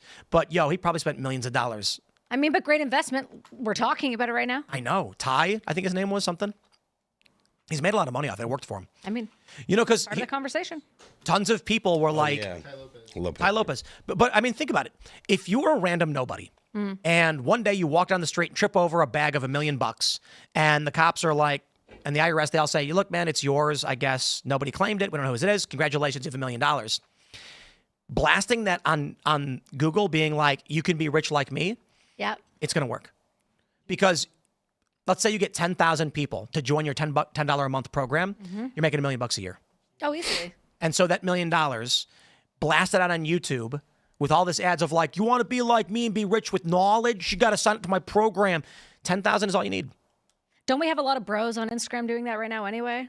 I mean, like Andrew Tate's the king of this. Well, him and like Andy Elliott, aren't they all like around? Who's that? Andy Elliott? I don't know Andy Elliott. Is he a Canadian thing? No, he's an American thing. He's a real piece of work. Andy Elliott. Real piece of work, He's a real piece of work. Yeah, he recently blocked Sales trainer and often referred to as the car salesman turned millionaire. Yeah, please don't put him on there. He exploits his kids, and I have a real issue. He's got millions of followers. I didn't know who he was. Yeah. He likes to put his 9-year-old and 12-year-old on the internet. I got no beef, but I'll shout out PBD. Oh, I do. It's fine. Patrick Bet David does these seminars for like $10,000 or $20,000 to be rich. It's like if you want to learn how to be successful and rich. Yeah. And you know what works is he's a tall suit-wearing guy worth $500 million, and so people want to spend the money to figure it out. I'm pretty sure Andy has spent the money to hang out with him. Like, he's bragged about it. Like, I'm not exaggerating. To hang out with PBD? Yeah. I think Patrick Bet David spends a lot of money on getting big guests for shows. I'm not dragging him for it. Like you got Tom Brady, and so he contacts their agency, and then and people see that and they're like, I wish I had the money to be able to do that. Like, can I hire Tom Brady to come to my event? Holy crap! Well, I mean, it gets you the views, and then the views turn into more, and then it just it continues to pile. I get it. It's like when you get a big guest, it's a big deal. It's not nothing small. But if you have the cash to pay for it, and that's the only way to get the platform up and kicking, I mean, this is why I don't believe that most of the people on the right are grifters, because we don't pay guests. And prominent conservatives come on this show with no problem, but liberals all expect to be paid. Well, really? And the conservatives want to come and argue with you. Love that. But okay, conservatives actually care about the issue and want a chance to speak about it, whereas liberals tell us to contact their agents, and then, shout out to the Krasensteins because they don't do that. Okay. Despite the fact I disagree with them and think they're a little smarmy, and we can argue. Smarmy. I'm going to give them the respect of when we reach out to them and ask them if they'd like to be involved in events. They say absolutely. We'll try and find dates. There are a lot of other high-profile liberals who are like, contact my agent for my rates. Yeah. Well, then we just delete. It's not worth it. Liberals are fake, largely, not all of them, but many of them. I mean, my own personal experience with you guys has been a lot of fun. It's been very interesting, and it's been very different than a lot of shows, but I appreciate it. How is it different? So it depends on the show. They'll there's big shows. So it'll be like, I want you to come on the show, fly yourself in, charge everything, and then they make $20, $30, $40, $50,000 on your views. So that's fun. Let's talk about this. Timcast IRL. We don't pay people to come on the show, but we do pay for their travel and accommodation to come on the show. I was so appreciative of that. I was shocked. I only had that happen one other time, and it was Lex. That was it.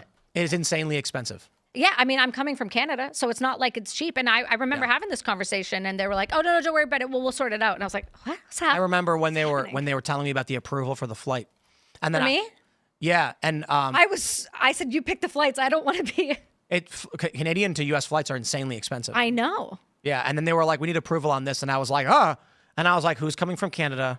You can always tell because I'm so sorry. Domestic flights are cheaper. No, but we spend it. We've flown people from the UK. I know, but that's a big We've flown people deal. back to Australia. Oh, that is way worse than Canada by a long shot. But I mean, I appreciate when people like don't want to acknowledge that. I think it's a big deal when people do that. I mean, you're sitting here expecting something from me, and I'm expecting something. We're taking each other's time. If people are going to show up and be honest about it, it's appreciated, and people should know that. Otherwise, people just seem like dicks. It is pretty wild. Almost every single show, probably 99%, do not cover travel and accommodation.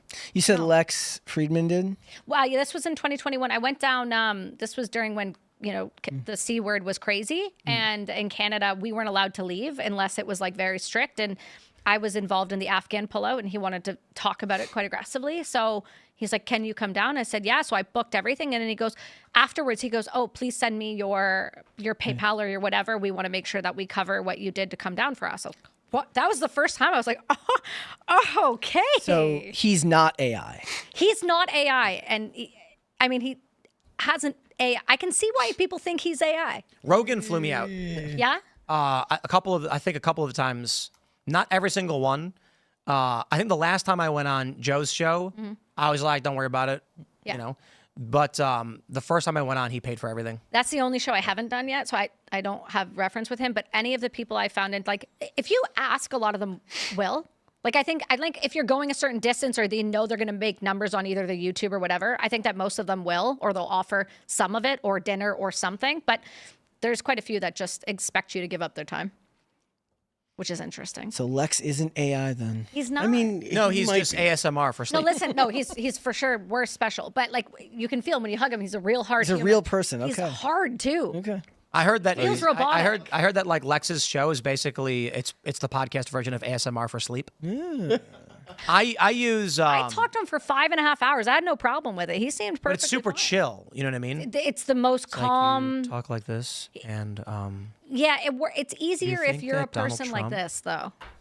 If he goes off, you just go off. Hello, if he's getting everyone. you tired, you just go. my name is Tim Pool, and welcome to Timcast IRL. Just lay your head back, close your eyes, and That would make think me beautiful exhausted. thoughts. Yes, And too then much. once you fall asleep, we'll leave the show running for 5 hours to create an extended watch time, so the YouTube algorithm will promote the show.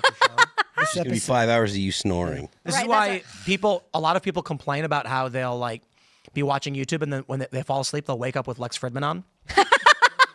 It's a real thing. I wasn't joking. Like, it's No, but true. I believe it. How did we get here? But it's the podcast version of Elsagate in a sense. And I'm not trying to be a dick to Lex because he's cool. What I'm saying is like, you are not jarred or shocked by the tone of his show. It's very, very calm and relaxing. So when people are falling asleep with it on, YouTube keeps playing more of it, generating a massive watch time promoting his show, and it works out. We, on the other hand, are screaming and banging gals on the table in the middle of the night. I was very excited about this. The rubber mallet. I don't know why, but I've gone to some shows and it's a lot of knives, it's a lot of violence, and then I haven't had a mallet yet. So this was my Swords here. It's rubber. I'm excited for the swords. We had the sword conversation. real briefly. swords. I know. Can I see them after? Yes. I'm very excited for the swords. Guns too, probably. Well, I mean, I haven't. We're not allowed guns at home, We so also I have carry a chickens. knife, right? So We have chickens. I Lots of them. fucking love chickens. I mean, Chickens. I friggin' love. I'm sorry. Chickens are good people. Children I'm sorry. watch the show, I almost made it the whole time. Unreal. I know. Listen, there's a lot of effort that went into like cognitively making sure that was not every other word. So No when kids? I say I have a child, but I don't swear at home. Oh, really? No. Just walk in the house and it's like swears. How just don't old come out. is they?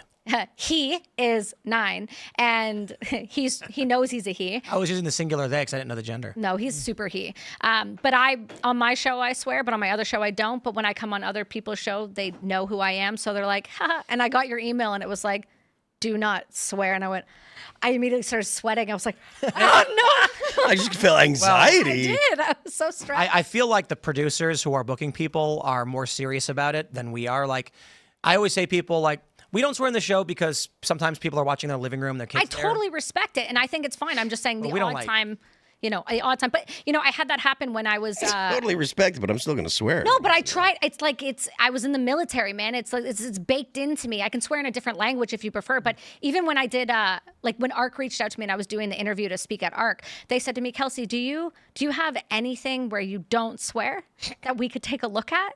And I was like, yes, Ted, but they won't post it, so I don't know what to tell you.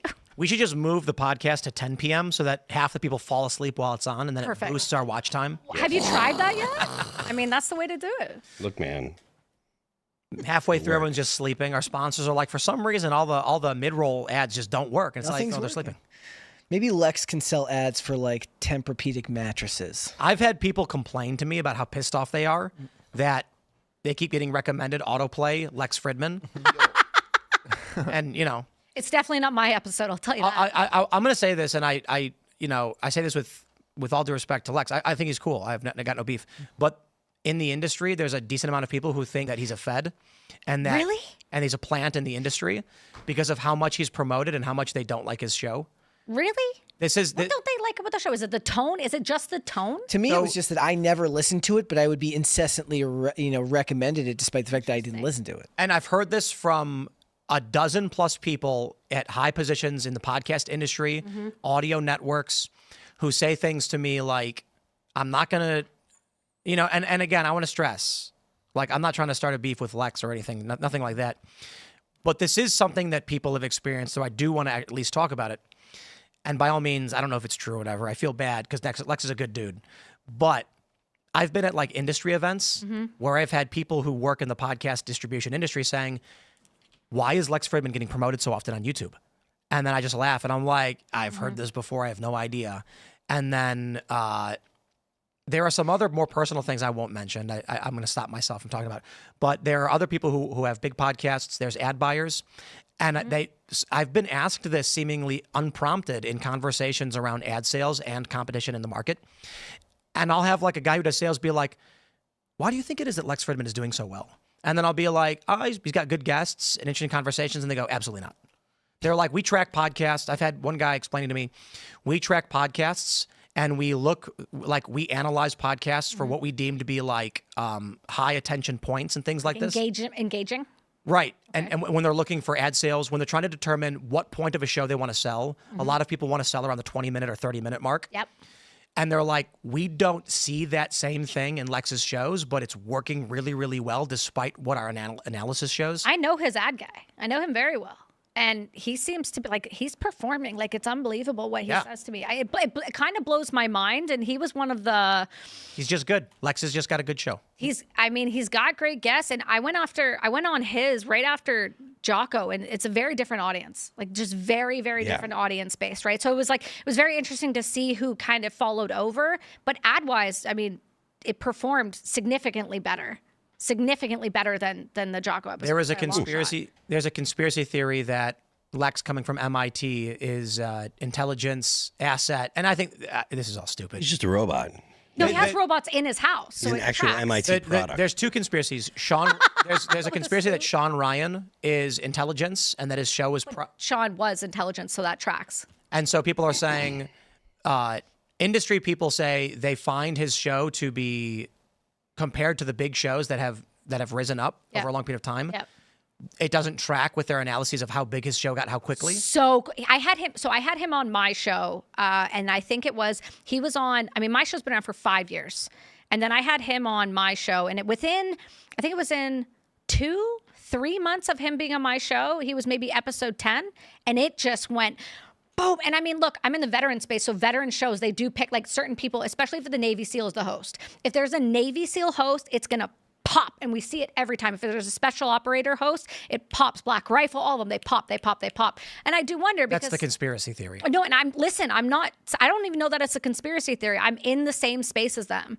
There was I don't know how true this was, Brett, maybe you know, that the US government was funding war games, video games. Mm-hmm. Like, yeah.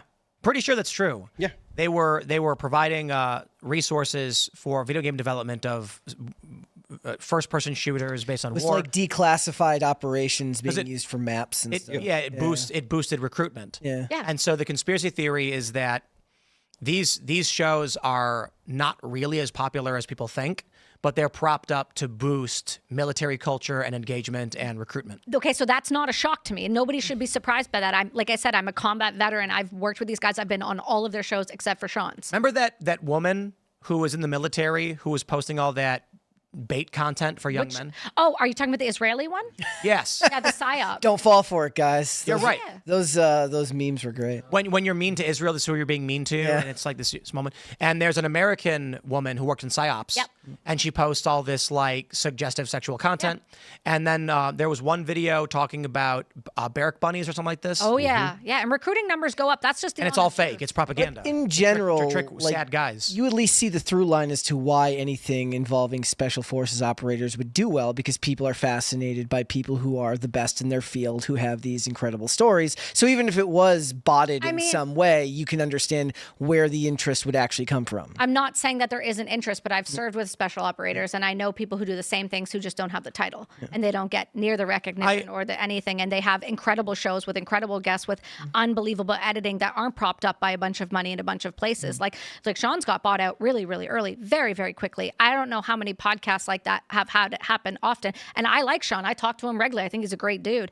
All I'm saying is that we do see this in the veteran space, that there are shows that do get propped and that still have people connected within the special operations and or still connected within intelligence services with 3-letter agencies. That's not a fact. I mean, Sean's still connected. Everyone's still connected. For God's sakes, what's the guy that's going on the tangents right now? That, oh my God, Eric Prince. He's got a documentary or something coming out. Like, he's still heavily connected to the Defense Network. Like, that's not something just because he's not talking about going to Haiti. Does the CIA have a YouTube channel? The CIA has.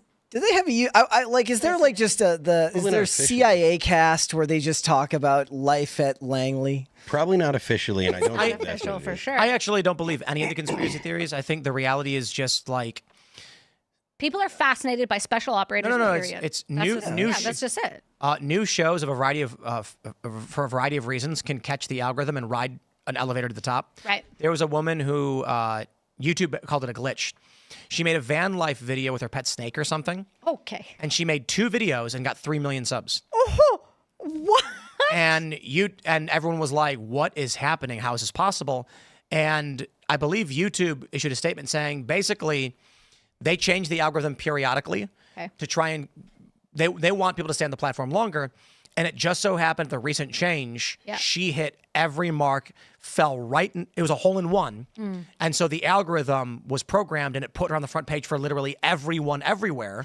So if Set for life. 30 mil, well, no, she like basically spiraled out of control. Oh, I'm pretty sure she's like, she wasn't ready for you that. can't just, here's a secret to for people. I cannot, no one can.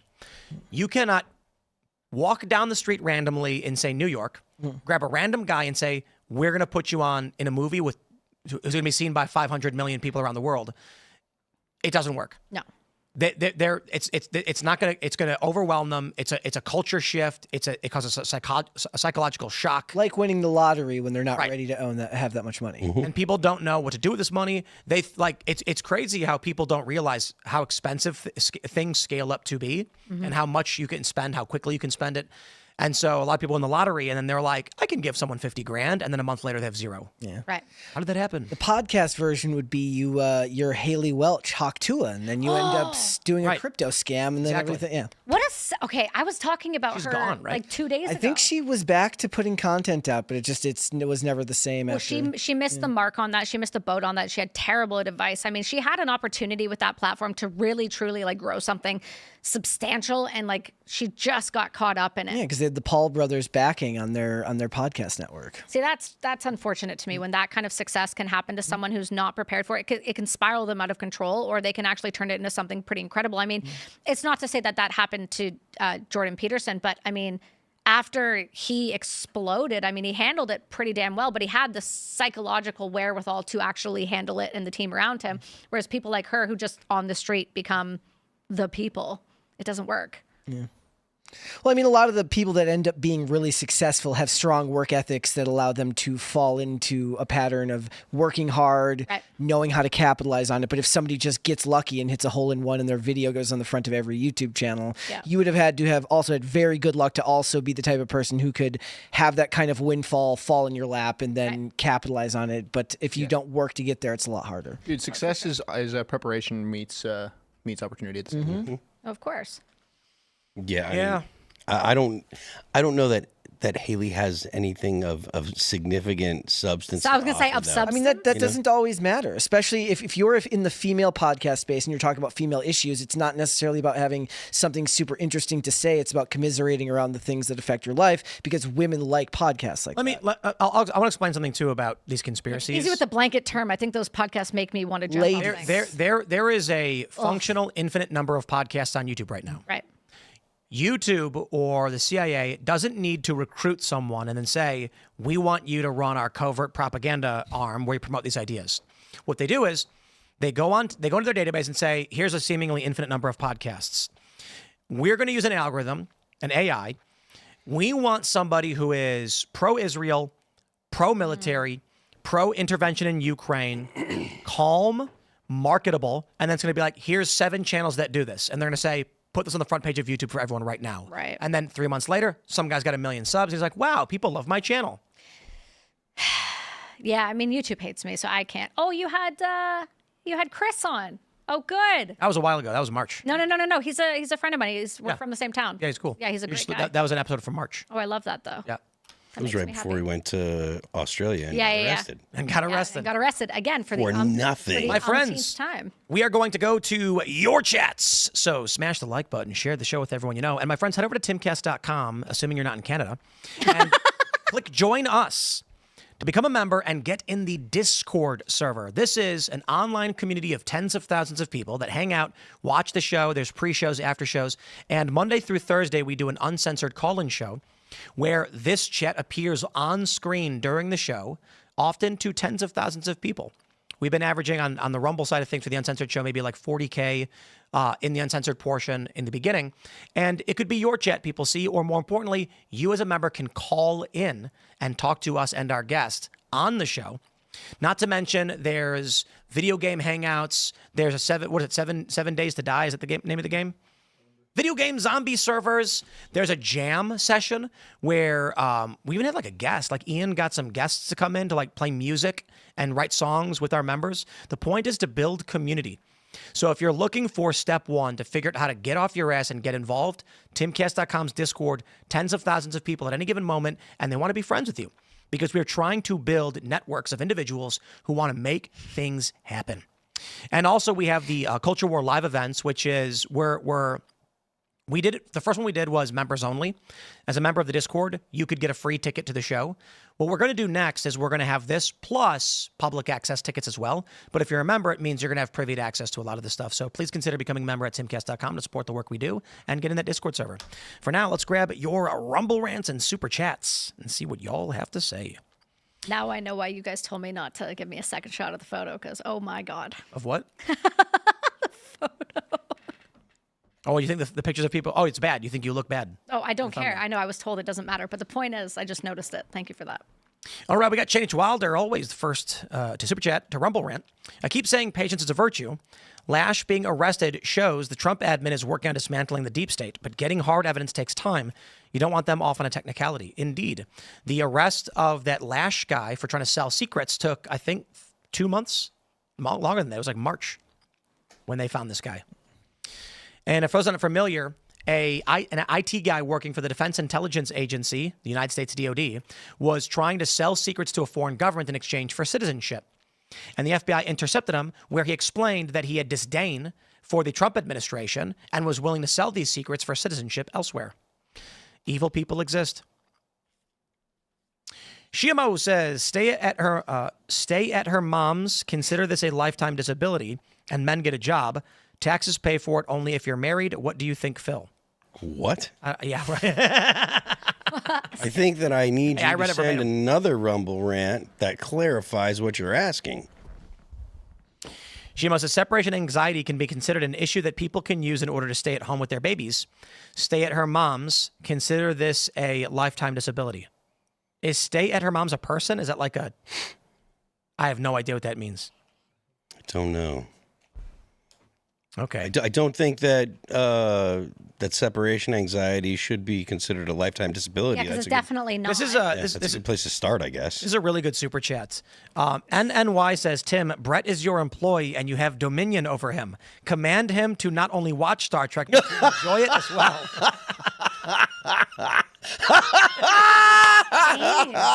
The look on his face is great. Dominion. Never, not once, not a day in my life.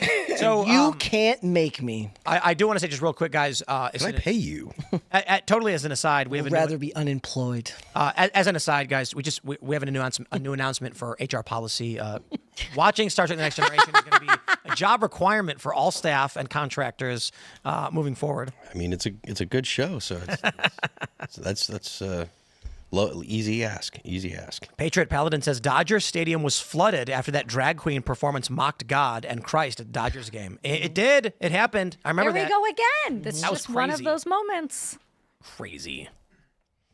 Black Pringle says, so Tim, you must have missed the story of Sodom and Gomorrah. Oh, no. Yeah, but then didn't the Dodgers win the World Series like the year after that, though? What did Seamus say? If God doesn't smite the United States, he owes Sodom and Gomorrah an apology? Yes. I don't know if he feels good about saying that. I was like, dude, fun. Seamus, jeez. Yeah, I think he was saying it's someone else. It's someone else's quote. I'm not sure. Yeah, I mean, look, there's some validity to that. Granted, like, I think Sodom and Gomorrah, everybody was kind of rapey. They wanted those angels, bro. You know? So this one's bait, So maybe obviously. Rapey. What is this? Philociraptor. I understand what he was trying to do, but it doesn't say that. It says Philociraptor. He says, Tim doesn't understand middle-class struggles because he has never been middle class. The excuse of leftists as to this is people need to understand this about leftists. When I went to Occupy Wall Street and I was sleeping outside and had very little money and was largely broke, these Occupy activists would go, see, man, like, you're the perfect example of what's wrong with this country. Like a young guy, you're smart, you're dedicated and passionate. Where's your success? Where's your American dream, man? You know? And then Time Magazine features me in Person of the Year, and I get promoted on the front page, get tens of thousands of followers and a bunch of magazine requests, and the same people go, Tim Pool is just a white kid who was born rich with a silver spoon in his mouth. There it is. How old were you when they made that comment about where's your success? Cracker. 25. 25. And so at Occupy Wall Street in October, I'm walking around, sleeping in the park, and this is exactly what they were saying. They were like, see, people like you, man, drop out of high school. There's no American dream. The wealthy are funneling all the cash away while paying the lobbyists. You're the perfect example of everything until I became successful. And then I was silver spoon privileged. And this is what they do. These people live in this world where they can't succeed because in their mind, the only reason I'm successful is because I was born rich. Which I was born poor. My family lost their house in a bankruptcy, and I was homeless several points in my life. They assume almost everybody who has any money inherited it from their parents. Right. And they're not willing to hear the story before that either. No, you're successful now. You're the guy now. So it's obvious. And then you get people who go, yeah, well, you're the exception. You're lucky. Yeah, and I'm like, you're the so lucky weird that one. everybody who succeeded did similar things. This is why there are people who pay for seminars from PBD. Yeah. Because they don't believe. They don't believe those lies of you can't succeed. They see a man with success and they say, I need to go to those events and hear what he has to say. Now, not every ticket for Patrick Bet-David's show is $20,000. Those are like VIP elite packages where you can get in a private room with him and like Tom Brady or something.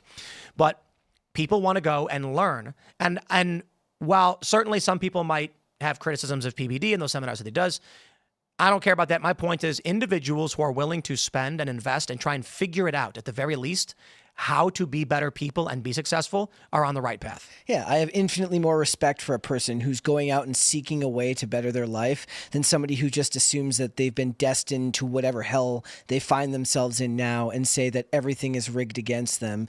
The idea of like radical personal responsibility where you take extreme ownership of your actions is something that I think actually separates a lot of the people on the left and the right. Do you have to pay Jocko every time you say that?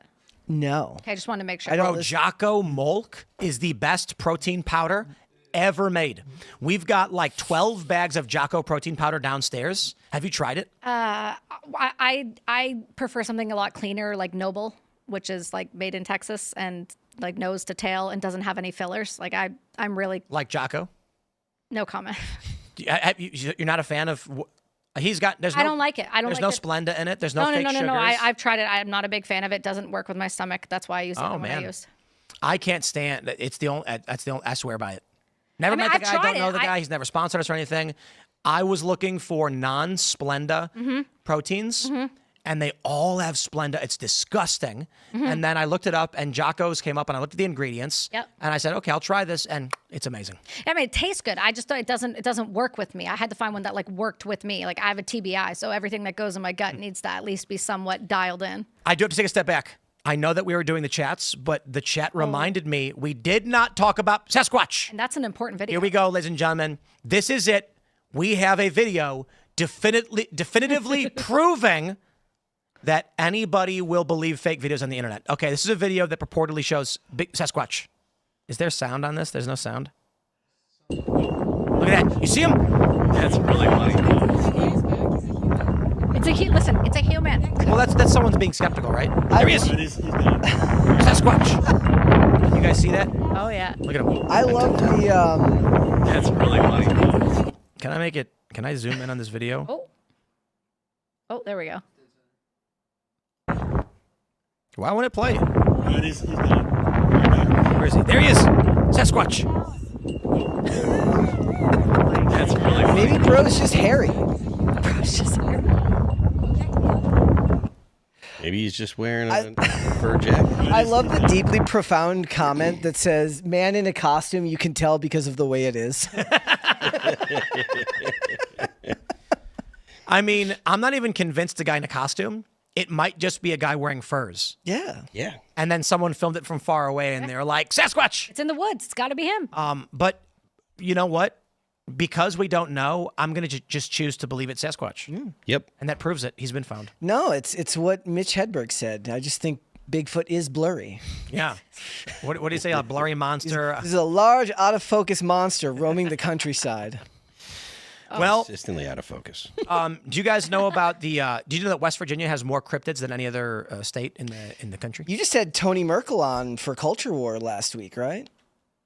He's from the Confessionals. I'm not even sure what a cryptid is. Cryptid? Yeah. Bigfoot. Oh, okay. Chupacabra, Snallygaster. Okay. What else do we have? Snallygaster. That one I just heard about recently. Yeah, don't you know? Yeah. Do you guys know about Spring-Heeled Jack? What? Bro. Well, it was like some dude who could jump off buildings and like jump 20 feet in the air or whatever. And he was like, was it New Jersey or something?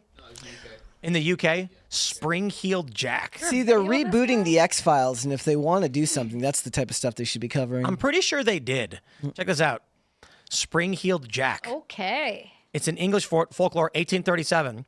There were sightings reported all over the UK. Basically, this dude... Batman. They're like spring-heeled. He was described by people who have seen him as having terrifying and frightening appearance with diabolical physiognomy, clawed hands, and eyes that resembled red balls of fire. Batman. And like, I guess, what was it? He could jump super high or something. Yeah, he'd make extraordinary leaps to the point he became the topic of several works of fiction. That's Superman, though. That's parkour. He looks like You know what's funny is it really could have just been a guy doing parkour. That's what I mean. It's like early parkour before it was a thing. But So looks we're like in Batman. we're in West Virginia, and this is Cryptid HQ. Let me pull up a list of. Check this out. Wow, it's just Google's got it right here. Look at this, Mothman. What? Yeah. Yeah, do you know about Mothman? No, it's creepy though. Bro, have you never seen the Mothman Chronicles? That was the movie. It's a movie, yeah. And wasn't it based on a true story or something? Yes, sir. Okay, give me more, please. Tell me more. So who was it? Gene Hack? No, not Gene Hackman. What's his face? What's the actor's name? I can't remember. Someone look up his name. He's in his hotel room and he's investigating. Wasn't it the Mothman Prophecy? Yes. Yeah. There you go. Yeah. He's in his hotel room and he gets a phone call. Okay.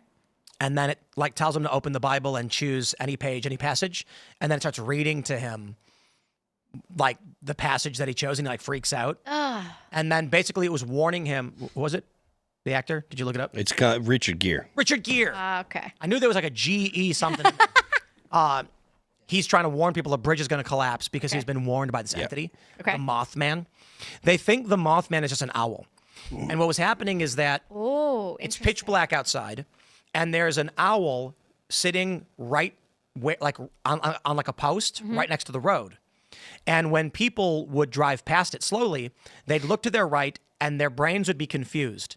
Their brain would process the silhouette as being far away and very large instead of up close and very small. Right. So they were looking at an owl with glowing eyes, not a massive Mothman. This makes more sense.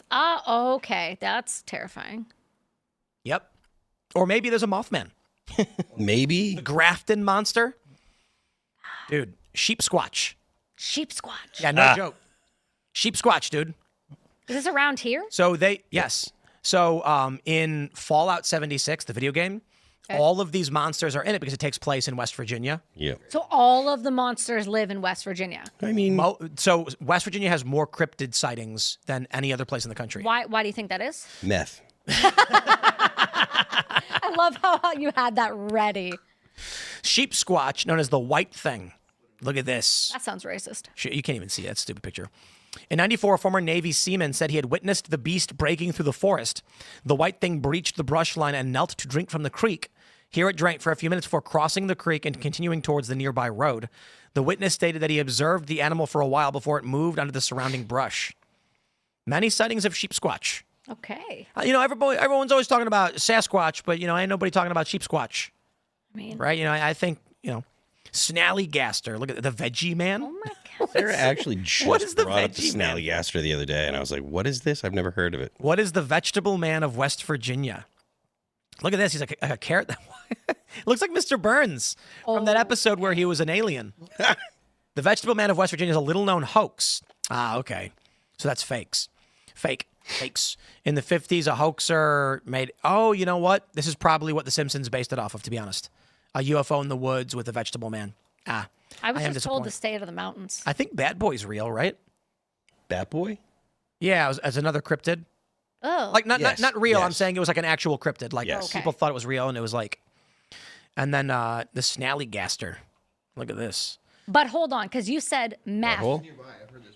Well, when you've been up for 4 days at a time. No, I know, but when were these like a thing? Because these are looking like 1800s. Like, when was meth a thing?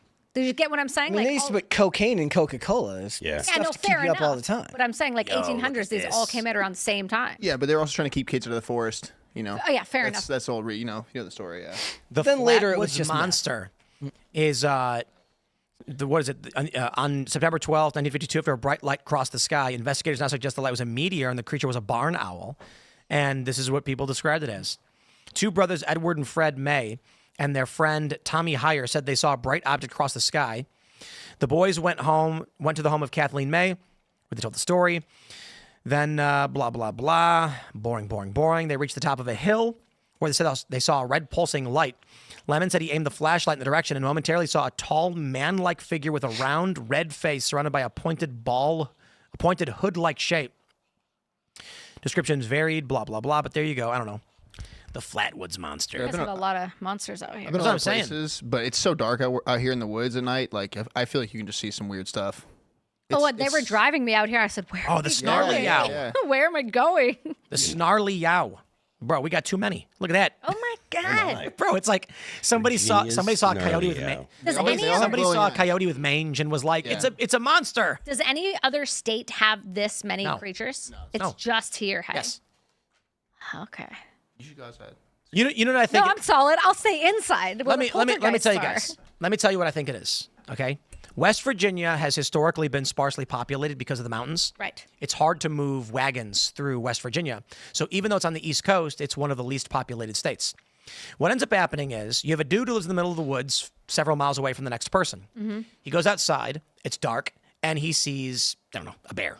Right. And he can't tell what it is, and it makes a weird noise, and maybe it's a bear with mange or something. Okay. He then goes to his neighbor's house like a week later and is like, I tell you, this thing must have been a gigantic monster. Eyes are glowing. No hair on its body. I couldn't tell what it was. And the guy goes, wow. Then he goes to the bar and says, there was some kind of 6-7 foot tall monster, massive with no hair. And then a legend starts. And that's how it all When you live in New York, however, if a deer runs through the city, 700 people go, we just saw a deer. Right. Instantly, everybody's like, oh, everybody said it was a deer. Mm-hmm. So when you hear stories about actually, here's a good example. You know the story of the Cyclops, where it comes from? No. They found elephant skulls. Oh, no way. You ever see an elephant skull? Yes. It's, That would make sense. Yeah. And so they started telling stories of a gigantic monster with one eye because you can't really tell because this image is too small, but it works anyway. So somebody sees this skull with a big hole, and they think that's the eye socket and there's the nose, when in fact that's actually the nose. Right. And then they tell everybody we found a giant skull. And that's how And then a bunch of guys are like, oh, we saw it. Things like that. So I imagine if you go way back in the day, like 2,000 years ago, some dude is like walking through the forest when he encounters like a wolf with mange, and he fights it off. Then he goes into town and he starts describing, exaggerating. telephone. Right. Yeah. This great exaggeration. So West Virginia, with very few people, sheep squatch. Squatch comes out. Right. It's a ram. Right. A very large ram a guy sees breaking its way through the trees, and the guy's tired and groggy, and he sees it, and he's like, whoa, and then tells him it was a sheep, but it was huge, like some kind of monster, and then you get sheep squatch. I mean, it's pretty amazing. You guys have a lot here. A lot to be proud of. Indeed. Indeed. Yep, West Virginia's famous for it. All right, let's get back to it and grab some more of those super chats. What have we here? Smacky the Frog says, I am sure Derek Chauvin appreciated God's show of solidarity while he was sitting in a cell. Why smite Biden after he ran the country into a ditch? The prime time for an act of God was before he victimized his family. You could also just say, like, why punish them after they die if they're doing bad things? Because I don't think that's the system. I don't know. You know? Like the punishment is for what, after you do? All right. What is this? We got a big one. Big super chat. Wow, this is a big one. Very generous. Working. Why isn't it? It's not popping. Oh, there we go. Working single-handed says, my son should be at his high school graduation tonight. Instead, I'm at his ICU bedside after a horrific multi-fatality crash last Saturday. Oh. By God's mercy alone, he survived. It's a miracle. We've seen his hand all week. All glory to him. Please pray and share. Give, send, go. What is it? Tristan A. Recovery. Is that what it says? Yeah, if you're... Well, his name is Jonathan Ruzich. He actually tweeted the same thing at me. Oh, okay. So if you're the praying type, pray for Jonathan Ruzich, kid. Yeah, I think when I was younger, I briefly wasn't believing in God because I hadn't experienced anything to make me believe in God. And then I've experienced things and witnessed things where I'm like, yeah, there's a God. And I think two things. One, atheists haven't had those experiences. And that's the easiest way to explain it, I guess. And I wonder if the issue on top of that is they haven't researched enough into it.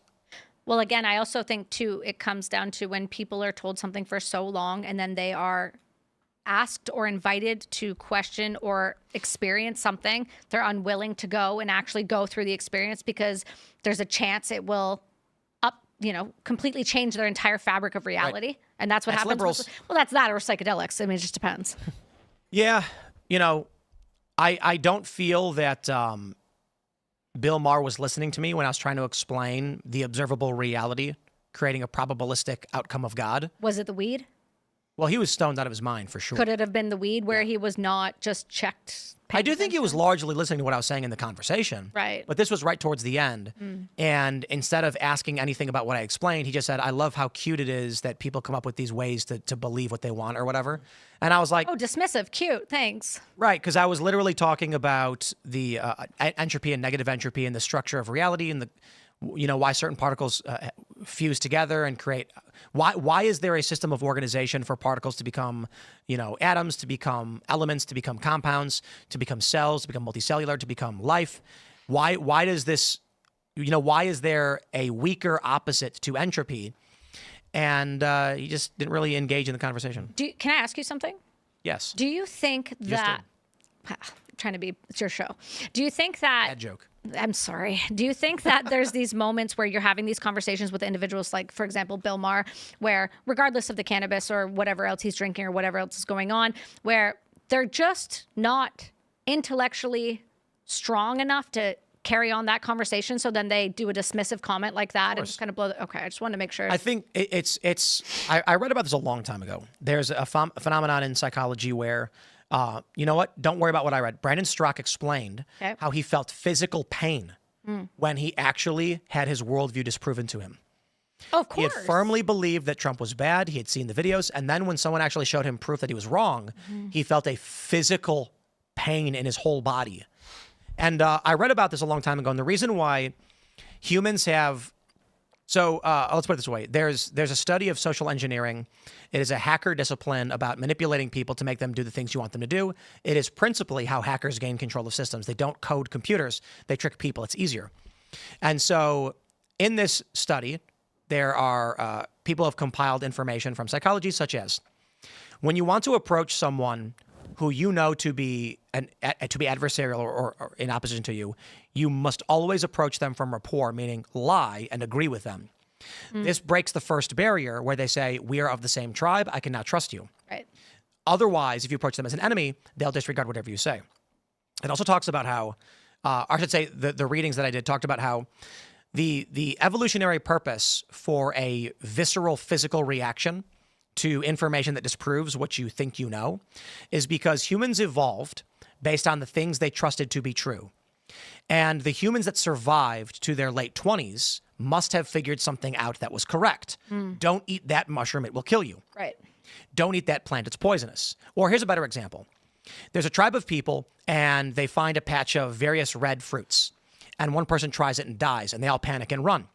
They discover that every time someone tries to eat one of these different red fruits, they die.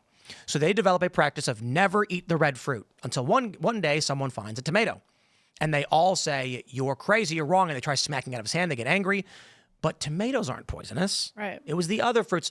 But because they evolved to survive based off that presumption, the reason why they get angry, it's to protect the human... It's to protect them from doing things that could cause them to die. Right. And so they say that your mind closes up in your mid-20s, and there's a period in your late 40s where it starts to reopen. This triggers in men midlife crises. The reason being, we also evolved to survive by reassessing what we think to be true at a certain point in our lives. But this means that human beings throughout history who were willing to believe anything were less likely to survive. Right. And human beings that learned and then at adulthood solidified those beliefs and rejected anything that would challenge them were more likely to survive because what they learned led them to survive. Thus, people have psychotic breaks and mental breakdowns, anger and rage if you present them information that can counter their worldview. Well, I've watched his show recently, just more and more now that seems like he's doing it more consistently. And depending on who he has on, I mean, he had Charlie Kirk on, and I watched that interview and I watched that back and forth. And it seemed like there was just this very dismissive, divisive conversation where he was unwilling to not even just argue points, but even just hear points. Like, how dare you even say those things in my space? Like, how dare you even have that or attempt to have that conversation? Because it does feel like with Bill, if there's any point where you maybe, I don't want to say have one up on him, or you're able to make a pretty solid point with evidence, he's very dismissive. And I noticed that with you. And that's why I wondered if, like, how you feel about that when that happens to you, because you're giving 70. I get it. I don't care, though. That's an excuse. I mean, you're still a human being hosting a show. Your job is to host a show and have a give and take. And if you're going to be dismissive and a blank to people, then that kind of just makes me not want to pay attention to you at all, because you're just not giving anybody the time of day to be, I don't know, a decent human being. That's my perspective. Now, that doesn't have to be anybody else's, but that's what I notice. And when people are dismissive like that, I have a hard time wanting to listen to them or even respect anything they have to say, because they're unwilling to think outside the box or even just imagine for a moment outside of their delusion that other people could be feeling or thinking something different. I also, what he said to me is that he's an atheist because we don't know, we can't know, and we probably never will. That's just such... And I'm like, but that's just plumb not true. But that's my point. And that when you that's have that... presumptive. The idea that we can't know is presumptive. Right. You're making a declarative fact-based statement, whereas I could simply say, now hold on, we might, I don't know, what might science discover? Maybe, when we discovered the electromagnetic spectrum, nobody thought that was a thing. And then we were like, there's actually a big frequency range. What if eventually someone's like, we've discovered the God spectrum? Right. And then they're like, there's actually a way to tap into and communicate directly with God. And then one day someone's like, we built this weird machine. Watch this. You press it. And then like God appears and he's like, hey, what's up? Right. He doesn't know that's not going to happen. I mean, we have no idea what we've had. But the certainty in people and individuals like that. It was like Joe just had this guy on from. He was an Egyptologist, I believe. I can't for the life of me, I can't think of his name. But yeah, he had him on, and just to listen. But Joe's like, you don't believe in aliens, and he's like, oh, Joe, I'm a scientist. Just the level of ignorance to think, or even with somebody like Neil deGrasse Tyson, where he's having these conversations. It's like just the level of ignorance for such an intelligent individual to not even be willing to open the mind enough to go, you know what, that could have a. Like, I can't say for certain. That's the thing that gets me about these people is it's like, if you want to come on shows and have conversations and you want to be quite hard-lined, I get it. But if you're a host of a show like Bill Maher and then you have an individual like yourself who's very clearly very intellectual in comparison to him when he's too stoned to handle his life, it's just very, to me, it puts me off. I don't want to listen to you now. You're just kind of irritating. We are going to wrap it up there, my friends. It's a Friday night. And, we really do appreciate you guys hanging out on this amazing Friday night show. You can follow me on X and Instagram at Timcast. Smash the like button and share the show with everyone you know. And I want to shout out the Timcast Discord server again. There are a lot of people in that server who are working really hard every day to build an awesome club and community online where you guys can learn, grow. There's a fitness chat room. You are going to get free fitness advice from enthusiasts who want you to have a better life. All there in this club, and we are trying to bring this to the physical world. So we are actually working. I got some updates too coming up soon. We may have a couple of Casper locations.